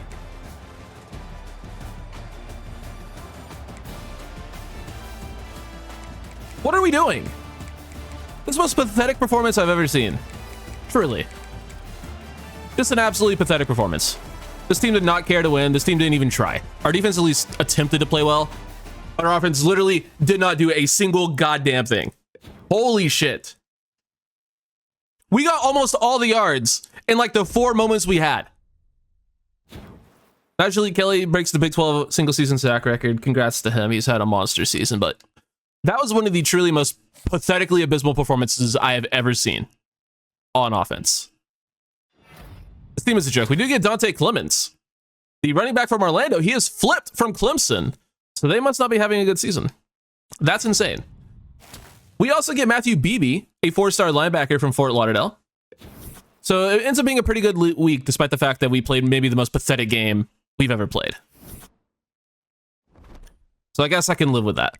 And then we get a top 10 ranked 10-1 BYU team to round out the season, which probably means we're going to end up missing out on Javier Rabe. Yeah, that's probably what that means. Doug Owen is now into his top 5. That helps. We definitely need all the help on the offensive line we can get. So we will certainly be hard selling here. Oh, man. This is annoying. Well, we're going to get this sorted out, and we're going to hopefully play better against BYU, although I somehow doubt it. All right, do we have any hope of beating BYU? I don't know. That's not exactly instilling confidence from your head football coach, but you guys saw the performance last week. Methinks this is just about done for this season. I don't think anyone here cares on this team, and that's unfortunate. Now, I did, gosh, I did look into the transfer portal a little bit. I do know, I don't know why I'm bringing this up now, but Taven Jackson did transfer in real life, as well as Cam Fancher. So they lost like both of their QBs. So not that that really matters for us. I just wanted to point that out. Yeah, he's not committed elsewhere yet, but he is in the portal, which means he could technically come back to UCF, but UCF got Alonzo Barnett. So I think he's a little bit better than Taven Jackson. And boy, would I love to have Alonzo Barnett right about now. He's actually good in the video game, unlike anyone on this team. I like this team. It's been a fun season. It's been a really cool year, but I need it over with. Why are you dropping that? I mean, he wasn't going to break the tackle and, you know, get the first there either way, but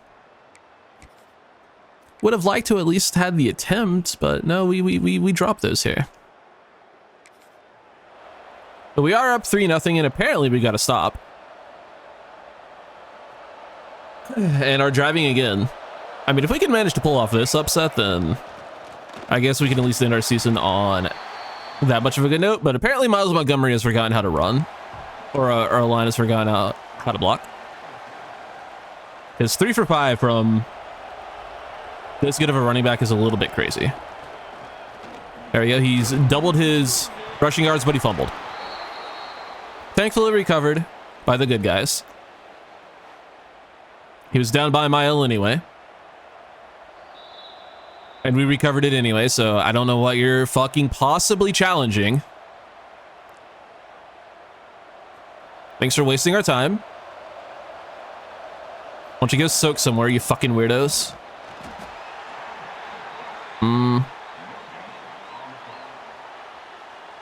Alright, well that didn't work.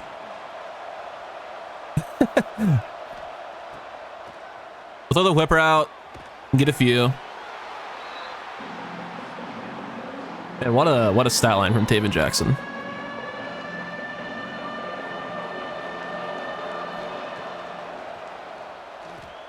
We have that. Maybe it is caught. What a catch. One of the best plays of the year. Wasn't Dylan Wade. Couldn't tell you who it was. Dylan Wade might be injured.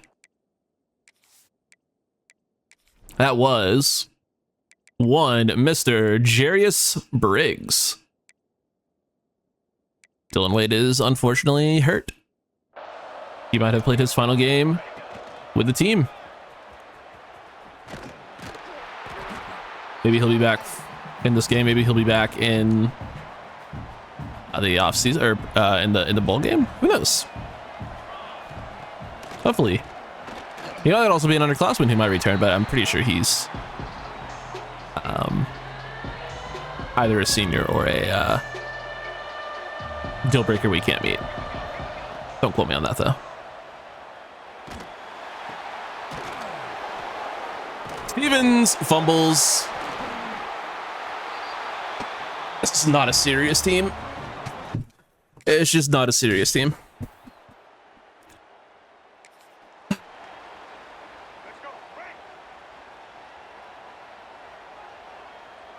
Oh yeah, one of our edge rushers is injured as well. Malachi Lawrence looks to be hurt, and no one is covering the flat. Just no one even close.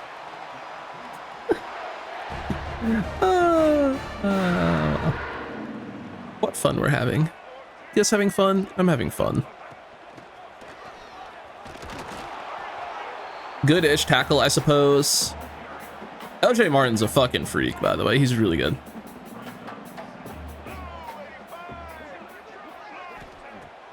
He might declare this year and end up being like a day 2 pick or day 3 pick. Some middle round pick who could just end up being really good. But if he goes back to school, he might be the best running back in the 27 class. He's got great size. He's a great athlete. Remember the name LJ Martin. I think he'd be really good. One of those guys I'm kind of calling my shot on. Knocked away. I'm trying to realize we're playing the absolute embarrassment to the sport of football that is Bear Bachmeier's jersey number.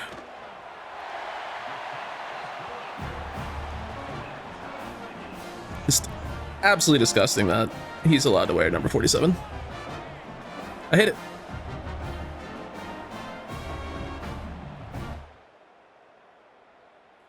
Why in the ever-loving fuck is Jimmy Fallon trending? God. There's unfunny and then there's that prick.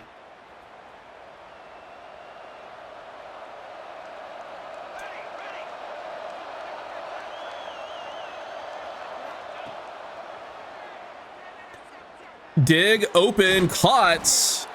Down at the 1. The Dummer can't make it a nice play.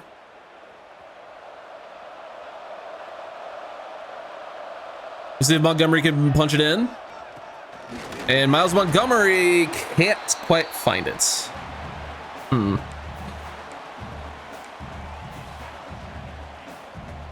because of his guess, by the way, in case you were curious.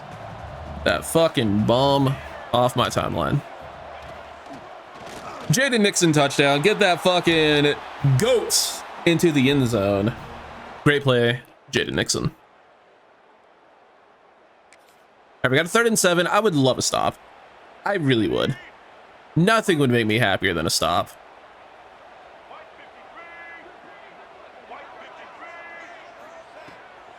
Kozlowski can't quite get to Bachmeier, but he will throw short of the sticks. Only a couple yards. They might go for it, but I doubt if they don't.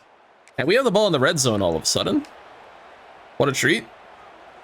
Ball's on the 3-yard line. I think we run the ball. Actually, you know what? Fuck it. Let's not. Managed to get the ball out. Miles Montgomery into the end zone. Touchdown. 17-3. And we get the ball back once again. Our defense is playing some unbelievable football right now.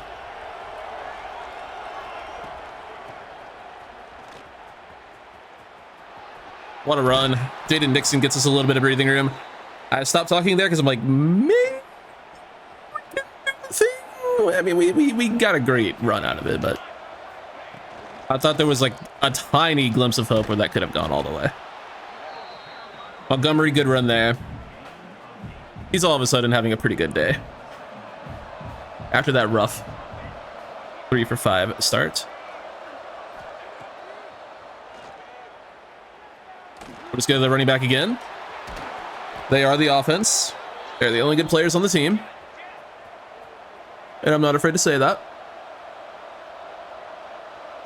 Anytime you want to get lined up, appreciate you, bud. Anytime you want to run the play, thank you. I don't know how many times I have to try to fucking snap the ball to get the snap, but apparently it was that many. I didn't really like anything there, so I just took a shot.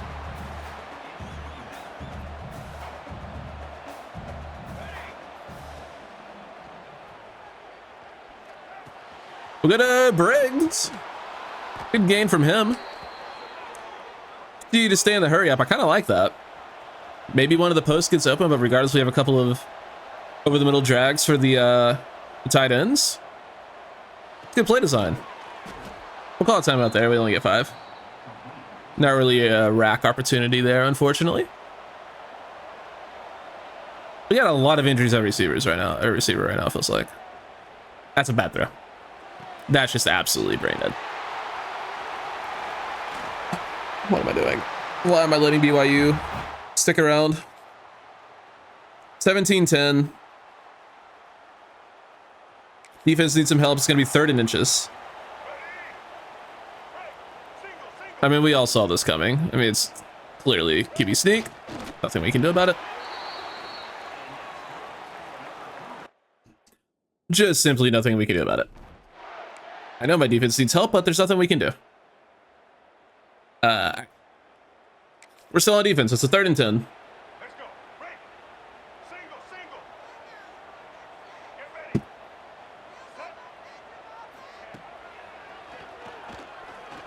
ready. Crazy route. All right. Oops, did I skip the moment? That's crazy. 3rd and 10. Are you? You can't give me 3rd and 6 or something. We don't need it. Miles Montgomery first down. We're staying in the game here. I mean, we're in the red zone, so the game would have let me play regardless, but I'm making sure of it.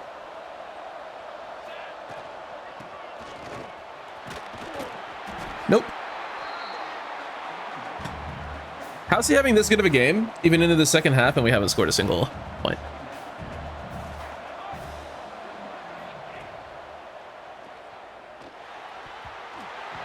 All right. Boy, did we just suck all of a sudden? We had that couple of game stretch where the offense was humming. And ever since, it's been, well, kind of the opposite. Fucking batshit crazy play. Thankfully, it somehow worked out. We're running the damn football.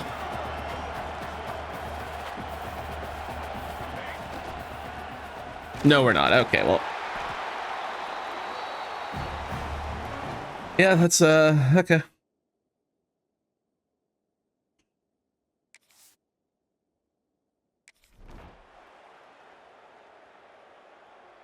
Get the ball back with a punt.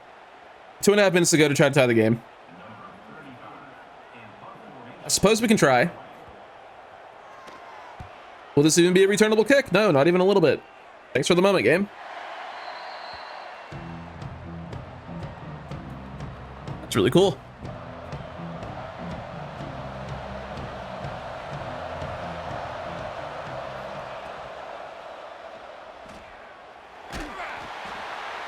Great route running. Great pass blocking. Just great everything there. It really feels like this team is trying to win. It really just feels like the team is trying to win right now. They're trying super hard.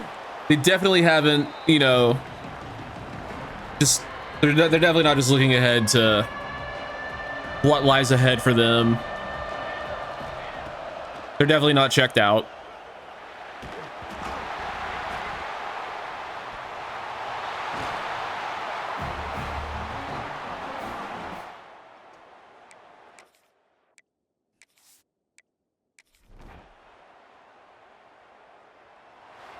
What an embarrassing performance once again. Just absolutely embarrassing. Oh my god.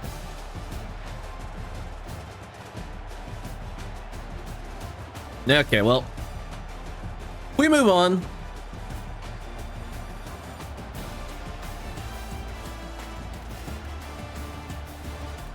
God bless, bro. Well, at least we got Juan Barons, guys. I can't wait to overhaul this team in the portal because this is a team that deserves it. Taven Jackson. I mean, I threw one of the picks, but I mean, it was at least better than the last game they played. It's at least better than the Oklahoma State game. That's not saying a whole lot, but it is true. Kelly with another sack. He's having an unbelievable season.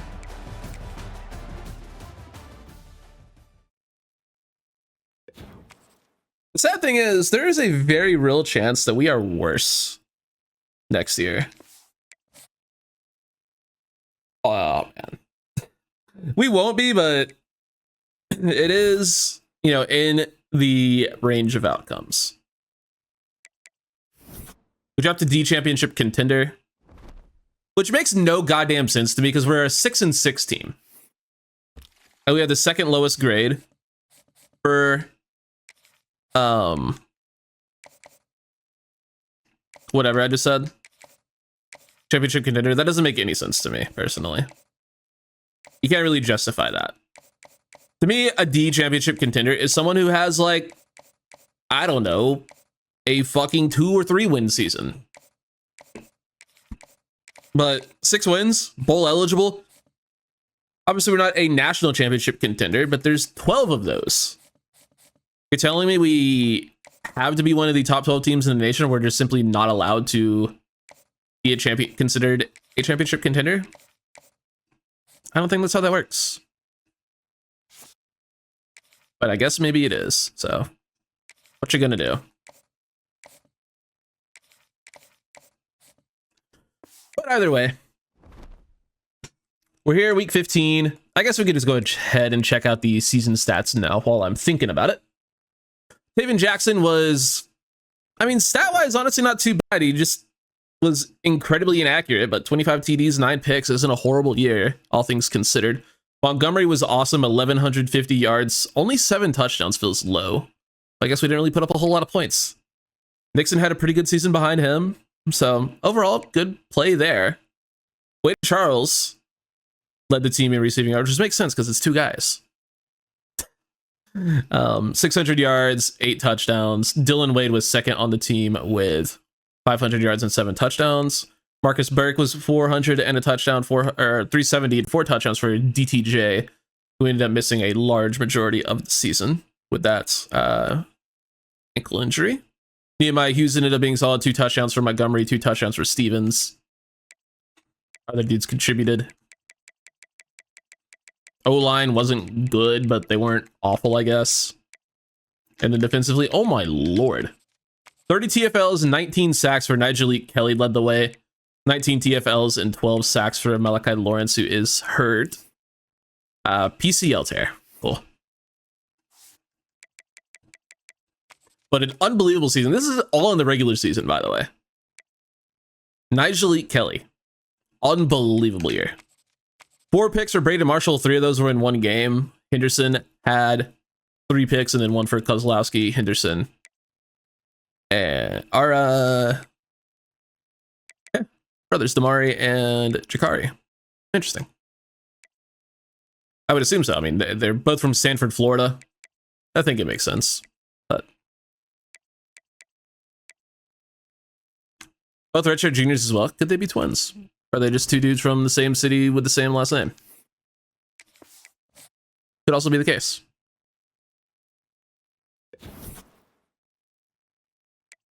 Who's out on a DT and an OT? Cool. We don't need trench play. All right, manage staff. I wouldn't mind keeping Alex Grinch. Just because he does have strategist. I'm not a huge fan of strategist. But early on in the rebuild, it's probably worth keeping. It add up to a lot of XP, and it's just good for deal breakers. But Steve Cooper has Architect, which I also don't really love. Again, it can be good, but it's not really something I'm super interested in. I'd be a little bit more interested in keeping him just because he has these things, but I think we shoot for a little bit better. So we're going to fire Steve Cooper.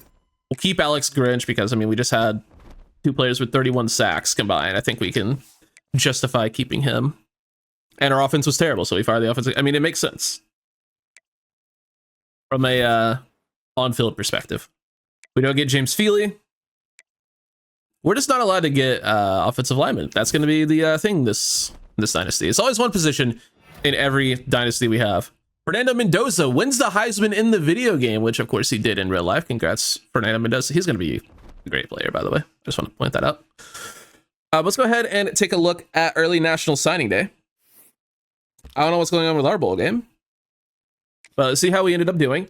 Taquan Sermons, 5-star elite dev running back. That's awesome. Eric Lord, only with impact. Now here's the big one. Juan Burns, star. I can live with star. Obviously, the second best dev trait you can get. He's pretty fucking good. Dante Clement has star dev. Couple of very good running backs. Hell yeah. We don't get Cabrera, who had impact. That's cool. It's fine. They don't want him. We don't get Feely, who had normal. I can. That's actually acceptable. And then Matthew Beebe, 4-star linebacker with normal. You know what? That's pretty fine. I can live with this, all things considered. Let's take a look at the staff. Let's see what kind of offensive coordinators we have available. Scott Satterfield, Cincinnati head coach, is here. Big time architect, but I don't really care for that. Ryan Carty, I think, is good. No, yeah, okay. I thought Ryan Carty was a talent developer guy, which is, of course, what we're looking for, or anything with recruiter. I mean, there's a lot of fucking architects available. You need an architect, you need to build a building. This is a fucking off season for you.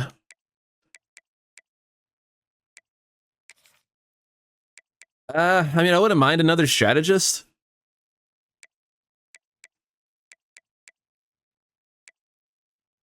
We have Sonny Dykes.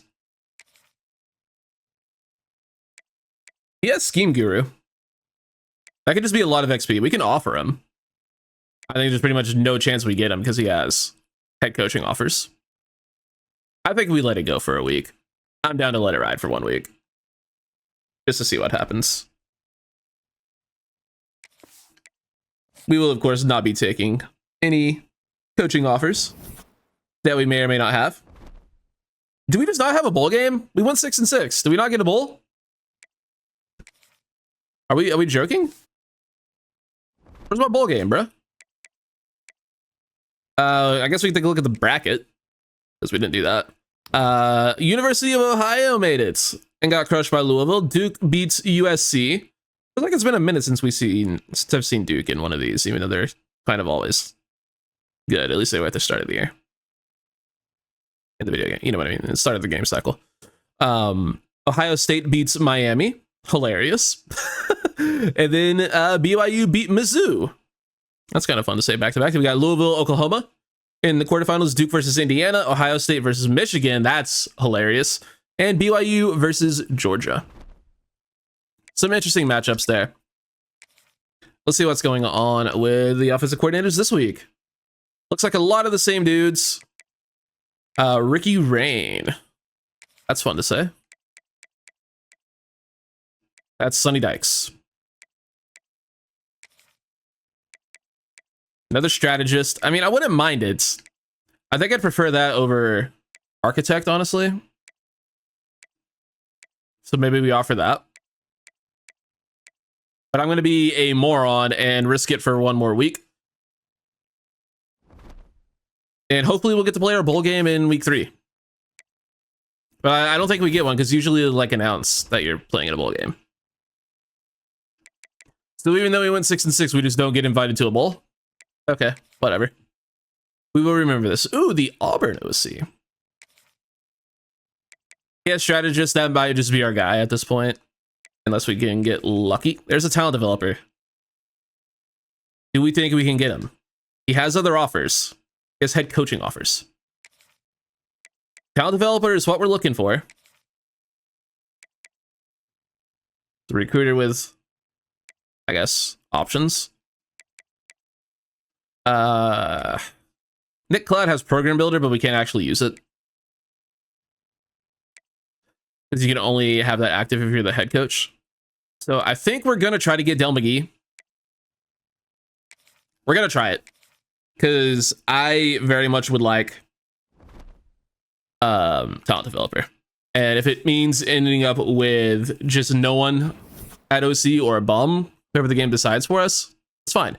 But if we get the guy, and we did, Del McGee, let's go. We get a talent developer OC. That's massive. That is massive, especially while we don't have it as the head coach. That is huge. And yeah, we just straight up did not get a bowl game. That's cool. That's cool. So you ended up winning the Natty. I don't even care. I didn't even look at the rest of it. Georgia beat Oklahoma. So, congrats. Georgia's still alive in real life, I'm pretty sure.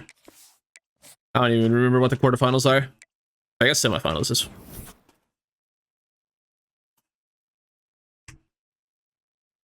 I don't even. I know Indiana and Miami play. It was Indiana, Oregon, Ole Miss, Miami. Damn, Georgia did lose. I forgot. Ole Miss beat Georgia. That's crazy. Fucking Lane Kiffin moment, by the way. Insane. I hope they win. Just to fucking slap his face. Slap it in. Rub it in his face is what I should say. That'd be the best outcome. Even though I do like Fernando Mendoza. I think he's really good. But we do have some players leaving. Jaden Bellamy has an extremely low chance. I mean, these are definitely looks like a lot of players we want back. Taven Jackson, we're going to let walk. Braden Marshall, we want back. Dylan Wade, we want back. Like, these are a lot of our better players. So we're just going to go boom. Boom. We get Carter Miller back on the O-line. That's nice. I want Dylan Wade back. If we can get him. He has not been persuaded. We have one left. Probably just going to be Wade and Charles because memes. Raheem Stroud needs to stay too, though. There's a chance we can get Raheem Stroud back in the portal. So yeah, so let's go for Wade and Charles. He has not been persuaded, so yeah, we're losing a lot. Taven Jackson's gone. Cam Fancher graduates, but he has another year of eligibility in real life, so I don't know what that's about. He's quite literally at Michigan State. Miles Montgomery and Jaden Nixon, our entire offense has graduated. Oh boy. And then we lose Dwayne Thomas, our best receiver, and Wade and Charles, our other best receivers. So our top two receivers gone. Top three if you count Marcus Burke. He was a contributor and our highest overall. Oh man. Well, it's a good thing we're a Florida school with hopefully a lot of money to spend. We're losing starting left tackle, losing our starting left guard, and I think Brooks also started at right guard. We do keep Carter Miller. That's very nice. Graduating to right guards, another tackle. Not losing anyone at left edge or DT, but we do graduate Nigel Kelly and Malachi Lawrence. I mean, Kelly's got to get drafted. I don't think there's really anything we can do to help him out, though, unfortunately. I don't think either one of these guys are super on the NFL radar in real life. They could obviously be day 3 picks, especially if they do well at the combine, but I haven't heard about them until I started the series, and I've followed the draft pretty heavily. Kelly Lawson graduates. McDonald and Kozlowski graduate at Will. Bellamy, Marshall, and Stroud transferring. And Stroud is young, but was a certainly developable piece we went back, and then we're losing 2 of our top corners. That's fun. And then we also lose Isaiah Reed and Jair Brown. Philip Dunman gone, and Jaden Williams gone. We kept the Henderson guys, so that's cool. Graduate our kicker. Well, I mean, it's a good thing that we have a lot of room in terms of offers because a lot of our high school class didn't exactly stick around, or we didn't exactly get most of the guys. So we have a lot of roster spots or offer spots. Malachi Lawrence is the only guy who gets drafted. He goes in the 6th round. Congrats, Malachi. But yeah, we have 19 scholarships to play with, which is plenty. 675 hours isn't a ton though, so we have to be careful with how we spend it. We're gonna see what we can do. This is gonna be a tough offseason, but I'm up for the challenge.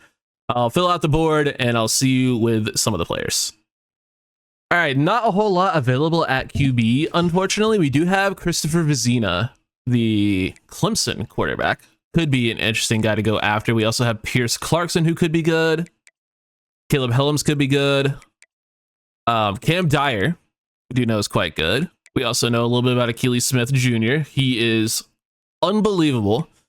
If we were smart and wanted to metagame it, he would be the guy we go after, but maybe we don't metagame it because he's just a little bit good. Jabari Johnson is okay. Drew Overton is okay. Ricky Collins could be good. Demarcus Davis could be a guy. Could go after the homie Bryce Baker, who we also know is incredible. We only had him for 1 year in Old Dominion. Could be fun to have him for more than 1 year. He also did transfer in real life, so that could be good. Carly Lacey's an interesting option as well. Lex Thomas could be good. Carter Smith could be good. There's always pretty decent quarterbacks in the portal. So you're never really starving for options, but it is fun to, you know, look. Jacoby Johnson, or Robinson rather, is a decent player. You got Drayton could be good. You go get Quinn Hinnicle, another Old Dominion guy. I was looking for the Tennessee guy, George McIntyre. I've seen him in here quite a lot. I was hoping we could get him. Either we haven't come across him yet, or he doesn't have us. He's not. We can't recruit him, and I missed him, or he didn't transfer. Miles O'Neal could be interesting. Trace Campbell could be okay, and that's kind of it. Okay, so I think our option is pretty much just pretty narrowed down at this point. Davis, Baker, and O'Neal, all very good players. We'll see which one we end up with, but yeah, that's how quarterback's gonna look. We're gonna add probably some usual suspects at other positions. You know how it goes. I'm gonna try to stay away from the guys we get every cycle, every dynasty, but got to get who you can get, you know? Well, this is a kind of interesting turn of events. The number 3 running back in the portal, number 5 player in the portal overall, Kawan Lacey from Ole Miss, not only has interest in us, he has us at number 1 on his board. Now, the problem is we just brought in 2 incredibly talented running backs, and we already have one on roster. Do we need him? No, we really simply don't need running back. But would I be stupid to not at least attempt to go after a player of the caliber of Kawan Lacey? Yes, I would be stupid to not do that. He's a very, very, very, very good player, especially in the video game. He's a goddamn 93 overall. So he'll only be here for a year. We redshirt the other 2 guys. We have the startup freshman whose name escapes me. Yeah, I mean, I obviously think we do go ahead and offer Kawan Lacey if he wants to be here.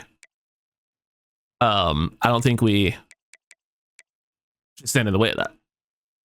Chauncey Bowens could also be really good though, and he also kind of wants to be here. I don't normally do this too much, but I'm looking them up on the college ball website. He's an 85 overall. It looks really good.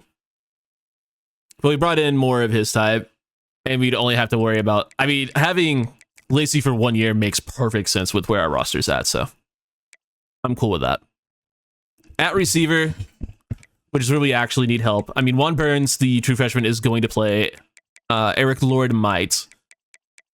But they need some help. Yannick Smith could be good. Jamie French could be good. Jamie French is a really good player. We'll add him to the board. Okay, we're going to do the thing. We're going to go through, try to find some guys. Terry Bussey. Quite good. Chris Durr is quite good. Old Dominion. Abdul Rahim Gladding. Shout out to Old Dominion Dynasty. Was a pretty fun time. Cam Pickett. Not to be confused with the DJ Pickett. But yeah, we'll like I said, go through, add some more guys. It wasn't really ooh. You know we gotta. I said I was gonna try to stay away from the usual suspects, but Shelton Sampson is different, bro. And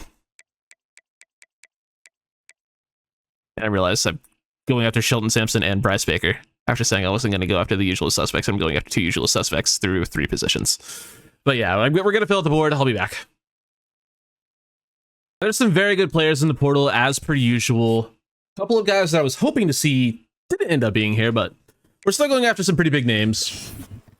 And we do get locked out on one of them being Jordan Thomas. A little bit unfortunate, but that's okay, I guess. Let's take a look at how the rest of the board is going, though. Particularly at QB. Looks like we're the only team going after Bryce Baker. That's massive because we need all the hours we can get for the rest of the board. So we'll do that. We don't get Miles O'Neal. That's fine. We'll leave the hours on him for now. Boise State also really wants Kawan Lacey, but Kawan, you wanted to be here, so make the right choice, man. That's really all I got to say about that. Jimmy French looks like he's headed to Baylor. We'll probably get Shelton Sampson. We probably need to put something on Clayton Macklin just so we can get him. I don't really care if we do or don't. But I would like Jimmy French because we do need some good players. I wouldn't mind our 3 next year being French in the slot, Sampson as the X, and Burns on as a Z, just on the outside, just getting reps. I wouldn't mind that at all. We were also potentially able to get back Dylan Wade in the portal. That's nice. So we will do that. Save some hours there. Someone else is offering him at the moment. Waldrop could be a potential starting tackle for us. Owen is pretty much going to Auburn with that week 2 visit. That's pretty annoying. Odding we can still get. And we do definitely need offensive line, like, pretty badly. Because we have not been able to recruit it very well. So, need to rearrange some hours there. Definitely need to go find another tackle in the portal to add. Bo Atkinson, looking like we might have a chance at him. The Ohio State edge would be a big time get. He likes playing time and coach stability. Surely, between those two, we're able to find it out. I say playing time, it is a playing time. And it's probably just going to be the clutch, if that's the case. Yeah, I'm fairly certain that's the only thing it even can be, so go ahead and make sure we're doing the 40. And let's go ahead and get him on a visit here in week 3, just so we get a little bit more of a runway with that hard sell. Jaden Jackson, another big DT. Let's get him on a visit week 3 as well. Get that complimentary going. He likes playing style as well as coach stability. So it looks like we're getting a little bit lucky with these hard sells and that we're not having to try too hard to find them. I appreciate that. Make it easy for me, boys. Make it easy for me. You make it easy for me, I'll make it easy for you. You'll get drafted. I promise. I can almost guarantee it. We're not getting Jordan Thomas. That's fine. Of course. Fucking Bowling Green wants both of the linebackers we're going after, which is annoying because now we have to spend hours there. I didn't think we would have to. Because we need to put hours on the fucking secondary. Although no one's going after Kamari Ramsey or Quay Parrish because no one ever goes after Quay Parrish. So that helps. Colton Hood, a French first rounder in real life, is still in the portal here, and we want him. And Zabian Brown. I mean, Surely somewhere we can find 25 hours. I don't really care too much about a junior transfer at DT, or at linebacker rather. And no one else is even offering on these guys, so I think we're safe to do that. And that lets us put 50 on the more important player, being Xavier Brown, to add some elite talent to our secondary. Former, I want to say LSU player, LSU corner, Xavier. Don't quote me on that. School, probably wrong. But things are looking okay. Oh boy, we're trying all we can. We do get a commit this week. It's going to be Bo Atkinson, the 4-star edge rusher, the former Ohio State edge, saw the dominant seasons that Kelly and Lawrence had here and decided, I want to be the next guy. I can play well in this defense. We also get Jaden Jackson to join him on the defensive line. Let's go. That's a couple of big gets on the D-line. I'm seeing a lot of good things, but I'm also seeing some not so good things. So... all right, I did just about as well as I think I could to get good players on the board. Found out real late that we were super thin at corner heading into next year, so I had to like Hail Mary a couple of guys who had interest in us, so hopefully that ends up going well. We get Kawan Lacey at running back. That's a huge get. He's going to be an incredible player.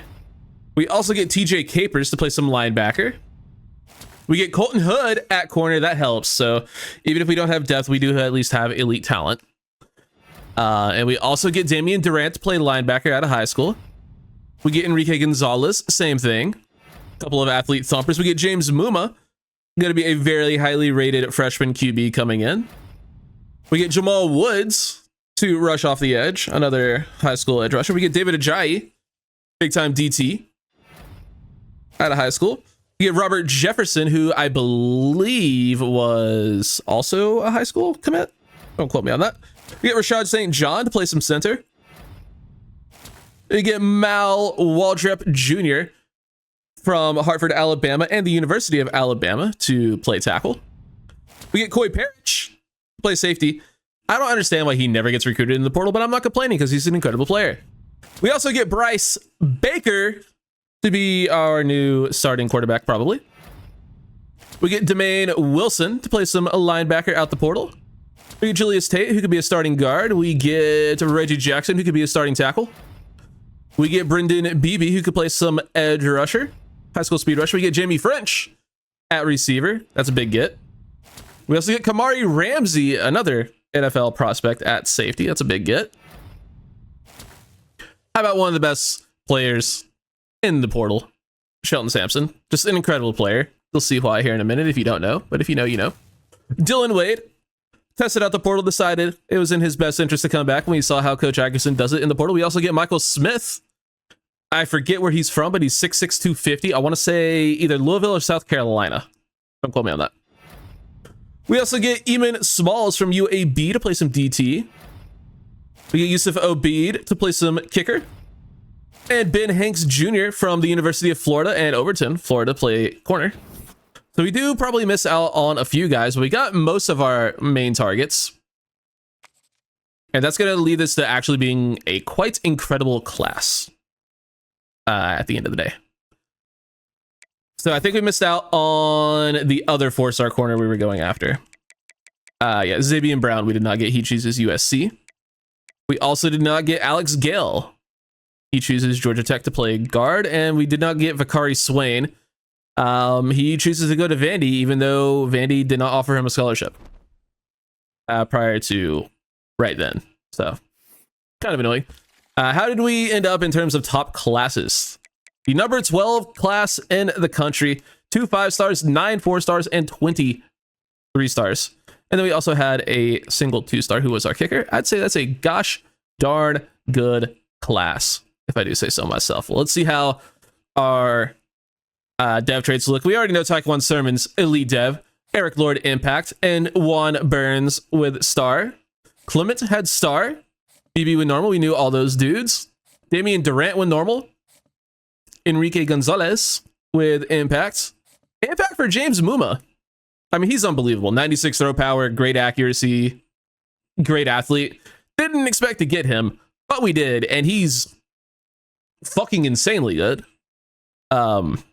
Usually these the athlete dual threats, when they are the best player in the class, which you can tell by the playing time deal breaker being an A+, it means they have a very high overall. Usually they have normal dev, but every now and then you get one with impact, and yeah, James Moon is a little bit unbelievable. So that's pretty cool. Let's get Jamal Woods, normal dev, Brendan Beebe, normal dev, Ajayi, normal dev. Well, that's what happens when you recruit 3 stars, unfortunately. Robert Jefferson, normal dev. Impact from Rashad St. John. He's going to stick on the O-line. I can tell you that right now. Bryce Baker has star. He's a little bit busted. Kawan Lacey, only impact, but he's going to be a very high overall. Jamie French with star. Shelton Sampson with star. We get our boy Dylan Wade back with impacts. Waldrop had impact. Tate has impact.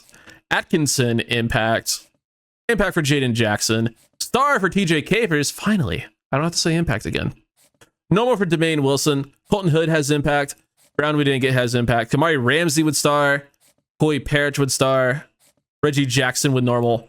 Gale only had normal, so not the end of the world, but still would have been nice to get a pretty good O-lineman. Michael Smith, though. Star dev. Could it be coming for Dylan Wade's starting spot? We'll see. Even the smalls, only normal. Swain. I gotta remember he has star dev and actually start going after him more. Because you see right here, Vandy did not offer him a scholarship. There's a chance he still ends up on our team. We'll see. Kicker with normal. And Ben Hanks Jr. with impact. I'm pretty sure that's said. I didn't exactly read. I clicked off as soon as I could. But yeah, Kawan Lacey, 93 overall. Corey Parrish, 91. Kamari Ramsey's a 90. I mean, yeah, is the portal broken and does it take a lot of the fun out of the game? Maybe, but whatever. Oh, Ja'Cory Brown, 6'4", 205. You might need to go play receiver, my dude. He can't catch.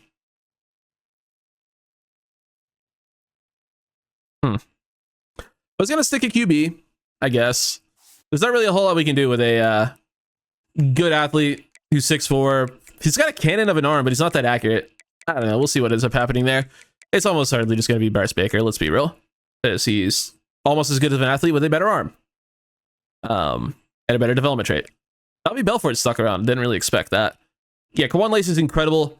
Tavion Swint is going to be a beast this year as a backup. And then, of course, Lacey's gone to the draft with his overall. And then we have Gage to be a RB3. And then these two guys can take... what's it called? Years. Redshirts. Years and not have to worry about it. So Kawan Lacey, getting him is actually pretty massive. It means we don't have to worry about playing either of our true freshmen. But yeah, Juan Burns, 79 overall. He's going to play as a true freshman. I can tell you that for free. And it is just going to be these three. I mentioned it earlier. It is just going to be these three guys. Jimmy French, probably as our slot receiver. He's a freak. Shelton Sampson, 6'4" with 91 speed, which is only going to get better. And then, yeah, it's going to be Sampson on the outside, Burns on the outside, French in the slot, and we're going to eat. Eric Lord probably takes a redshirt year, and then we have decent enough depth with Hughes, who played some last year, Richardson, who can get on the field. Farmer sticks around, who's quite fast. I'm sure he might be able to find his way on the field too. And then Rollerson, which is a cool name. So lots of good players. Dylan Wade, 81 overall returns. We get Michael Smith in. He play as well. We have kind of some insane depth here, but yeah, we'll handle position changes. I realize I'm just sitting here yapping and I don't need to be, so let me handle position changes and we'll see what the team is looking like after that. Yeah, I mean, James Moon was a little bit stupid. He's just kind of a 79 overall. That's absurd. Absolutely absurd. Jamal Woods, the edge rusher.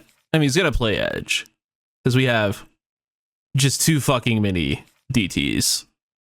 Gonzalez is going to play. Also, are either one of these guys any good? They're both decent athletes, but they're both very low overalls. Wow. Gonzalez is going to play Sam, and the other one's going to play Will. So Gonzalez to Will. Damian Durant to... I mean, he should be an edge rusher. Yeah, nah, we'll develop him as a linebacker, and then we'll eventually move him down to edge. Probably is what's going to happen. And then Rashad St. John is going to develop at. We'll keep him. I mean, honestly, guard probably, but he starts with silver quick step. I think it's probably worth keeping the ability for the 4 overall, if when he's obviously not going to play next year. So I think that makes perfect sense to me. This team is a little bit crazy good. I think we did a really good job. Now, did most of that come from just abusing the portal? Yes, but we also brought in a crazy good high school class, so I don't feel too bad about it. Not that I would feel bad about it anyway. It's just, worth pointing out. I mean, Ja'Cory Brown, there's a world where he does start this year, I guess. I didn't really...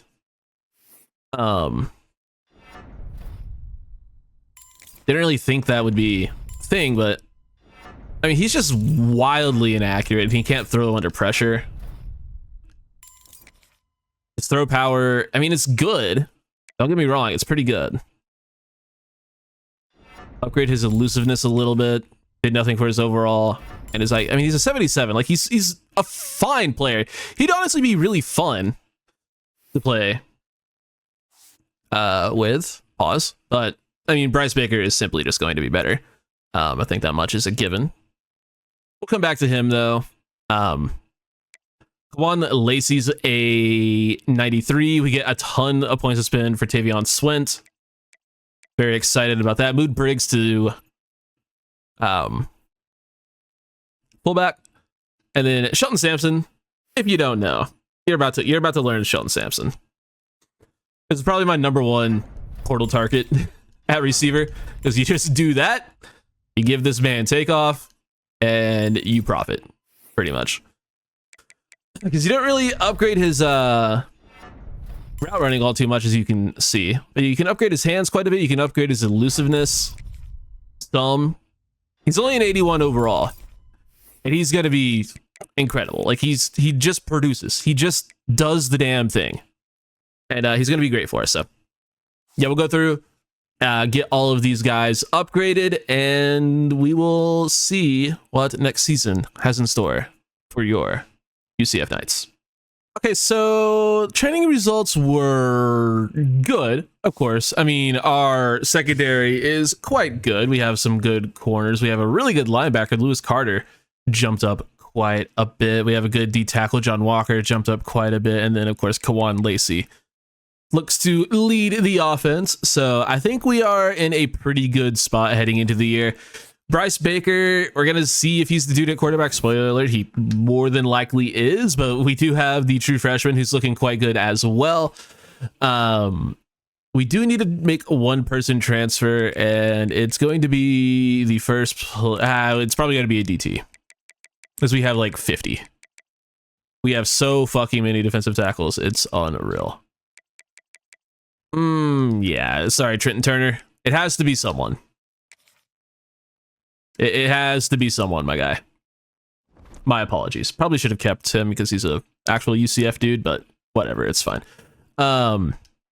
52 upgrade points to spend here at the end of the year. We have everything we need in Master Motivator. I think we probably just try to max out Tier 1 Recruiter now, which we basically already have, so there's really not a whole lot else I even want.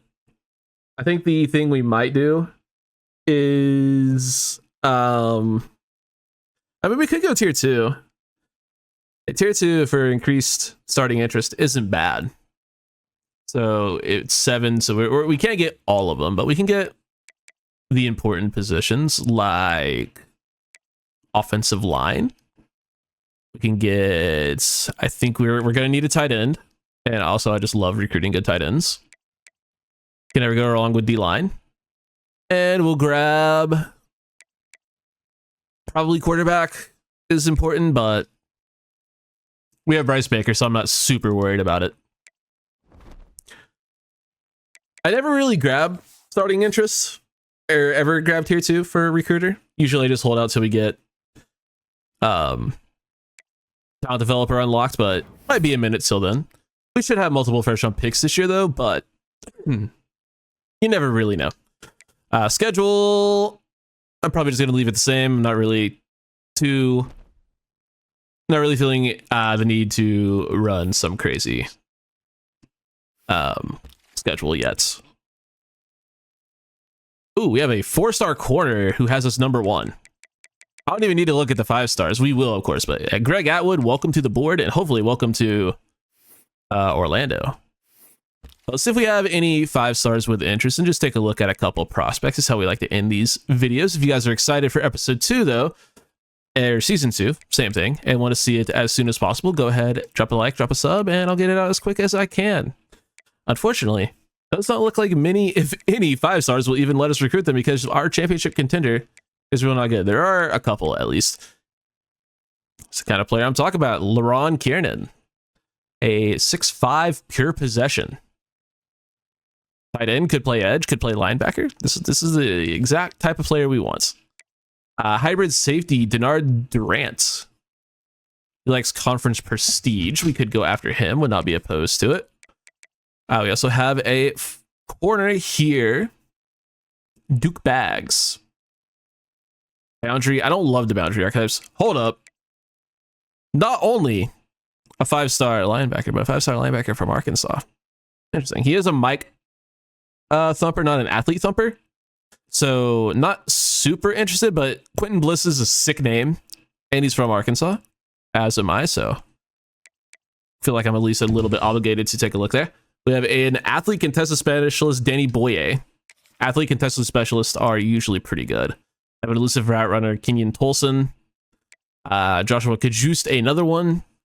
And Oscar Durant. A lot of Durants in this dynasty so far. We'll see how Greg Atwood looks. Only 90 speed, which usually you find better speed for the zone corners, but whatever. LaRon Kiernan, I'm hoping for good things from. He's definitely not bad. Probably be a higher overall at defensive end or linebacker than at tight end, but good player nonetheless. Denard Durant, hybrid safety, 5-star, definitely someone we want. Good change of direction and agility as well. I mean, this guy has future cornerback written all over him. So Quentin Bliss isn't he's good? No, he's just not. He's not bad. He's got really good zone coverage. His hit power is quite high. So maybe we keep him on the board, but that's the problem with the Mike thumpers instead of the athlete thumpers. It's just the speed is so much lower. And then Denny Boye is probably going to be a freak athlete. I've seen better, but definitely a player we'll keep on the board for sure.